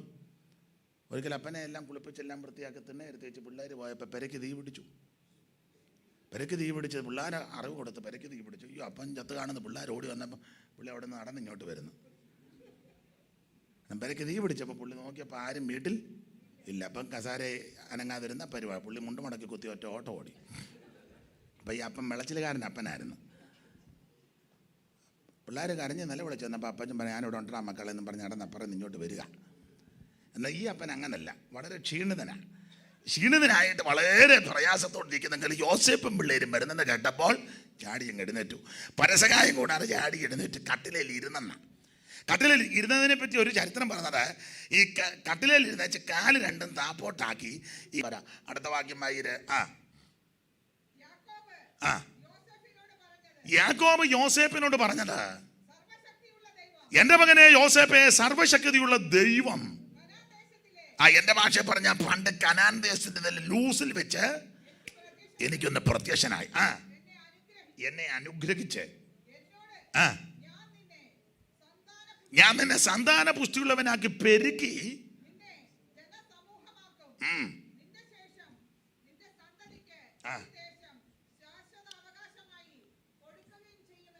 അപ്പൊ ശ്രദ്ധിക്കുക, അപ്പനാകുന്ന യാക്കോബ് പുത്രനാകുന്ന യോസേപ്പിനോട് ഹൃദയം തുറന്ന് സംസാരിക്കുക. കണ്ണിനൽപ്പം കാഴ്ചക്കുറവുണ്ടെങ്കിലും അപ്പൻ ഹൃദയം തുറന്ന് പറയാം, മോനെ യോസേപ്പേ, സർവശക്തിയുള്ള ദൈവം, സർവശക്തനായ ദൈവം, നാം സേവിക്കുന്ന ദൈവം സർവശക്തിയുള്ള ദൈവമാണ്. അപ്പൊ സർവശക്തിയുള്ള ദൈവം പണ്ട് കനാൻ നാട്ടിലെ ലൂസിൽ വെച്ച് എനിക്കൊന്ന് പ്രത്യക്ഷനായി എന്ന് പറഞ്ഞാൽ, ഞാനിപ്പം നിന്നോട് സംസാരിക്കുന്നതിന് 100 കൊല്ലം മുമ്പ്, നമ്മളിപ്പോൾ സംസാരിക്കുന്ന ടൈം കണക്ക് കൂട്ടിയാൽ 100 കൊല്ലം മുമ്പ് കനാൻ നാട്ടിലെ ലൂസിൽ വെച്ച് ദൈവം എനിക്കൊന്ന് പ്രത്യക്ഷപ്പെട്ടു. അന്ന് പ്രത്യക്ഷപ്പെടാൻ കാരണം നിന്റെ പേരപ്പനാകുന്ന എൻ്റെ ചേട്ടനാകുന്ന ഏശാവിനെ പേടിച്ച് ഞാൻ ഓടിയതാണ്. അന്നൊരൊറ്റ ഓട്ടം ഓടിയിട്ട് വീട്ടിൽ നിന്ന് ഓടിയിട്ട് ലൂസിൽ പോയാണ് നിന്നത്. സ്തോത്രം. അമ്മ വീട്ടിൽ നിന്ന് ഓടി ലൂസിൽ വന്ന് നിന്നു. സന്ധ്യ ആയതുകൊണ്ട് അങ്ങോട്ടും പോകാനൊക്കുന്നില്ല. അവിടെ കിടന്നുറങ്ങി. കയറി കിടക്കാൻ ഇടമില്ല, സഹായിപ്പാൻ ആരുമില്ല, ആശ്വാസ വചനം പറയാൻ ആരുമില്ല, ഒന്നുമില്ല. ഉടുതുണിക്ക് മറതുണിക്കില്ല, ഭക്ഷിക്കാൻ ഭക്ഷണമില്ല, ഒന്നുമില്ലാത്തവനായി കിടക്കുക. മൂങ്ങയുടെയും കുറുക്കൻ്റെയൊക്കെ ശബ്ദം കേൾക്കാൻ രാത്രി. അന്ന് രാത്രി ഏകാന്തത അനുഭവിക്കുന്ന യാക്കോബിനോട് തലയണയായിട്ടൊരു കല്ലും കിട്ടി. ആ പരിധി നോക്കിയപ്പോൾ ഒരു കല്ല് കിട്ടി, അത് തലയണയായിട്ട് വെച്ച് കിടന്നുറങ്ങി. അന്ന് രാത്രി ദൈവം യാക്കോബിനോട് ഇടപെട്ടു. ഈ വിഷയമാണ് അവനോട് പറയുന്നത്. 100 കൊല്ലം ദൈവം പറഞ്ഞതെല്ലാം ദൈവം നിറവേറ്റി തന്നു. റാഹേലും പിന്നെ ബിൽഗേ ശില്പേ ഒരെണ്ണം പോലും കല്യാണം കഴിക്കുവാൻ ഓർത്തതല്ല. കഴിച്ചപ്പം പണ്ട് വെച്ചേക്കരുത്. അപ്പൊ യാക്കോബ് റാഹേലും ലേയായും ബിൽഗയും ശില്പയും 10-11 പിള്ളേരും ഒരു പെങ്കൊച്ചും ഒക്കെ ദൈവം കൊടുത്തു. കൂടെയുള്ളതൊരു തലയാനായിട്ടൊരു കല്ല. രക്ഷിക്കും, എന്നെ ആര് വിടുവിക്കും? ഞാൻ എന്തിനാ ജീവിക്കുന്നത്? നിരാശപ്പെട്ടു പോകരുത്. നിന്നെ രക്ഷിക്കുന്ന യേശുവുണ്ട്, സ്നേഹിക്കുന്ന യേശു. ഇണയായി കൽമാത്രം എന്നെണ്ണു പോ കോവേണിയിൽ ദൂതന്മാർ ഇറങ്ങി വരേ. നിന്നിൽ ഞാൻ മറയട്ടെ, സങ്കേതമേ എനിക്കാനന്ദമേ, നിന്നിൽ ചാരുന്നവർക്ക് ആശ്വാസമേ, നിന്നാത്മബലം എനിക്കാനന്ദമേ. പിളർന്നതാ പാറയേ, നിന്നിൽ ഞാൻ മറയട്ടെ. പിളർന്നതാ പാറയേ, നിന്നിൽ ഞാൻ മറയട്ടെ. സങ്കേതമേ എനിക്കാലംബമേ, നിന്നിൽ ചാരിടുന്നവർക്ക് ആശ്വാസമേ, നിന്നാത്മബലം എനിക്കാനന്ദമേ. പിളർന്നതാ പാറയേ, നിന്നിൽ ഞാൻ മറയട്ടെ. പിളർന്നതാ പാറയേ, നിന്നിൽ ഞാൻ മറയട്ടെ. ഏകനെന്ന് നീ കരുതിടുമ്പോൾ തുണയായാരുമില്ലെങ്കിലും, ഏകനെന്ന് നീ കരുതിടുമ്പോൾ തുണയായാരുമില്ലെങ്കിലും, തലയിണയായി കൽമാത്രം എന്നെണ്ണുമ്പോൾ കോവേണിയിൽ ദൂതന്മാർ ഇറങ്ങി വരും. തലയിണയായി കൽമാത്രം എന്നുമ്പോൾ കോവേണിയിൽ ദൂതൻ പിളർന്നതാ പാറയേ,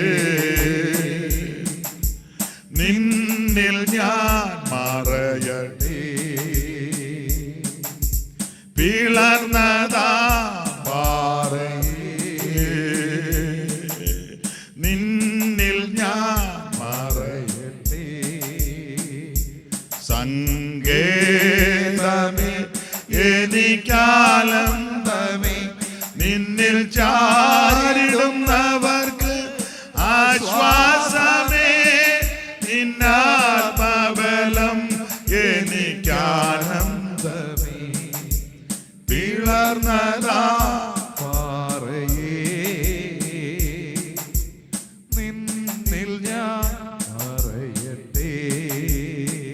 എന്നെ കേൾക്കുന്ന പ്രിയരെ, ഇന്ന് രാത്രി എല്ലാ കരങ്ങളും അറ്റുപോകുമ്പോൾ, എല്ലാ വാഗ്ദാനങ്ങളും മാറിപ്പോകുമ്പോൾ, ആമേൻ, സകല മനുഷ്യരും നിന്നെ വിടക്കം നിന്നുമ്പോൾ, ആരും തുണയില്ലാതെ ആശ്വാസമില്ലാതെ എല്ലാവരും തള്ളപ്പെട്ട് ഒറ്റപ്പെട്ട് വെറുക്കപ്പെട്ട് ജീവിതത്തിൽ ഏകാന്തത അനുഭവിക്കുന്നെങ്കിൽ ഇന്ന് രാത്രി നിരാശപ്പെട്ടു പോകരുത്. നിന്നെ സ്നേഹിക്കുന്ന യേശുവുണ്ട്.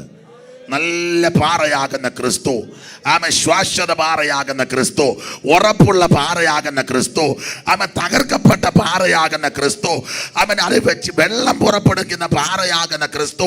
ഇന്ന് രാത്രി ആ ക്രിസ്തു നമ്മുടെ നടുവിലുണ്ട്. നമ്മുടെ പാപം വഹിച്ചവൻ, നമ്മുടെ രോഗം വഹിച്ചവൻ, നമ്മുടെ ശാപം ചുമന്നുടിച്ചവൻ, പാപമറിയാത്തവൻ, പാപം ചെയ്യാത്തവൻ, പാപം തീണ്ടാത്തവൻ, പാപമേശാത്തവൻ, പാപമില്ലാത്ത പരമവിശുദ്ധനായ ക്രിസ്തു നാനോ അനുഭവിക്കേണ്ട വ്യതകളും പങ്കപ്പാടുകളും നമുക്ക് വേണ്ടി കാൽവരിയിൽ സഹിച്ചൊടിഞ്ഞല്ലോ. ആമൻ. നമ്മുടെ പാപങ്ങളും ശാപങ്ങളും പേറിക്കൊണ്ട് മുൾക്കേരിയുടെ ധാരിയായി മുഖത്തെ രോമം പിടിതെടുക്കപ്പെട്ടവനായി, കണ്ണ് മൂടിക്കെട്ടി കണ്ണ തടിയേറ്റവനായി, നിന്നിച്ച് കാർക്കിച്ചുള്ള തുപ്പലേറ്റവനായി, ആമൻ മുഷ്ടികൃത്തി കുത്തപ്പെട്ടവനായി, ആമൻ മുതക ഉടവിയാല് പോലെ നീളത്ത് കീറപ്പെട്ടവനായി, രക്തം ധാരധാരയായി കുടിക്കപ്പെട്ടവനായി, കണ്ടാൽ ആളല്ലെന്ന് തോന്നുമാറി വിരൂപമാക്കപ്പെട്ട ആ നല്ല പാറയാകുന്ന ക്രിസ്തു പീലാത്തോസിന്റെ കൽത്തളം മുതൽ കാൽവറി മല വരെ നമുക്ക് വേണ്ടി അവൻ പച്ച മരക്കുരിശും എടുത്തുകൊണ്ട് അവൻ വീണും വേച്ചും വിറച്ചും കാൽവറിയുടെ കൊലമരത്തിൽ നമുക്ക് വേണ്ടി തൂങ്ങപ്പെട്ട ക്രിസ്തു, ഇരുമ്പാണുകളിൽ തൂങ്ങപ്പെട്ട ക്രിസ്തു, നമുക്ക് വേണ്ടി തകർക്കപ്പെട്ട ക്രിസ്തു, നമുക്ക് വേണ്ടി തകർക്കപ്പെട്ട ക്രിസ്തു, നല്ല പാറയാകുന്ന ക്രിസ്തു. ഇന്ന് രാത്രി ആ യേശുവിലേക്ക് നമുക്ക് കൺകൾ ഉയർത്താം. ഹല്ലേലൂയ. എല്ലാവരും പ്രാർത്ഥിച്ചാട്ടെ. കണ്ടാൽ ആളല്ലെന്ന് തോന്നുമാർ അവൻ വിരൂപമായി തീർന്നു. ആമേ, നാമോ ദൈവനെ ശിക്ഷിച്ചും അടിച്ചും ദണ്ഡിപ്പിച്ചും ഇരിക്കുന്നു. ഹല്ലേലൂയ. സാക്ഷാ നമ്മുടെ രോഗങ്ങൾ അവൻ വഹിച്ചു, നമ്മുടെ വേദനകളെ അവൻ ചുമന്നു, അവന്റെ അടിപ്പിണരുകളാൽ സൗഖ്യം വന്നിരിക്കുന്നു. ഇന്ന് രാത്രി രക്ഷിക്കുന്ന യേശു, വിടുവിക്കുന്ന യേശു, സൗഖ്യമാക്കുന്ന യേശു, നല്ല പാറയാകുന്ന ക്രിസ്തു, ആ കർത്താവിൽ ഇന്ന് രാത്രി നമുക്ക് കൺകൾ ഉയർത്താം. ഇതിന്റെ ബാക്കി ഭാഗം നമുക്ക് നാളെ രാത്രി ദൈവം അനുവദിച്ച് ചിന്തിക്കാം. എല്ലാവരും ഇന്ന് രാത്രി ഒന്ന് പ്രാർത്ഥിച്ചാട്ടെ. നല്ല പാറയാകുന്ന യേശു ക്രിസ്തുവിൽ ഇന്ന് രാത്രി നമുക്ക് ആശ്രയം വെക്കാം.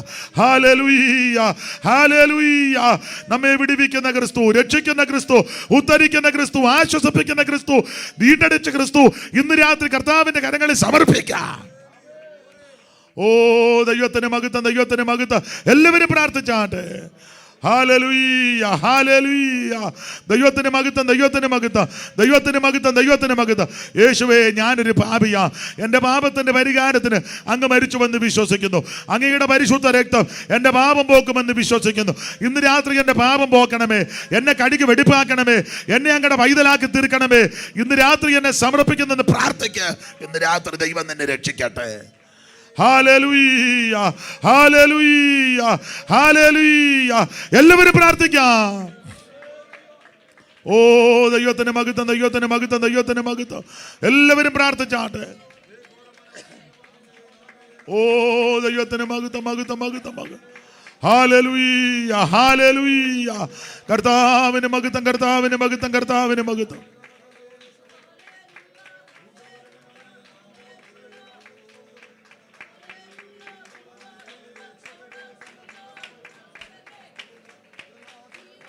നമ്മുടെ കരമുയർത്തി കർത്താവിന് ഹല്ലേലൂയ പാടാം. ഇന്ന് രാത്രി ഒരു സമർപ്പണത്തോടെ നമുക്ക് മടങ്ങിപ്പോകണം. നല്ല പാറയാകുന്ന, ഉറപ്പുള്ള പാറയാകുന്ന, തകർക്കപ്പെട്ട പാറയായ സിയോനിലെ അനുഗ്രഹിക്കപ്പെട്ട പാറയാകുന്ന ക്രിസ്തുവിന്റെ കരങ്ങളിൽ ഇന്ന് രാത്രി നമുക്ക് സമർപ്പിക്കാം.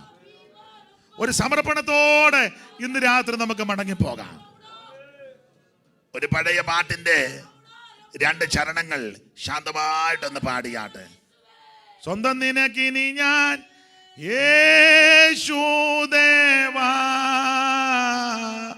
സ്വന്തം നിനക്കിനി ഞാൻ യേശുദേവാ, പാപബന്ധം കെന്നിൽ നിന്നൻ പ്രിയനാഥ, പാപബന്ധം നീ കെന്നിൽ നിന്നൻ പ്രിയനാഥ, സ്വന്തം നിനക്കിനി ഞാൻ യേശുദേവാ, സ്വന്തം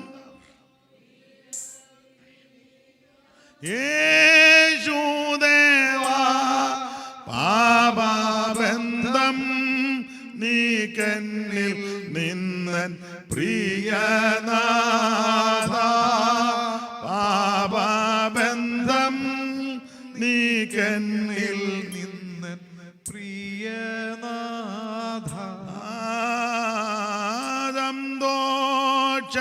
മെന്നോബേയിൻ വഴി നടന്നേ, സന്തോഷമെന്നു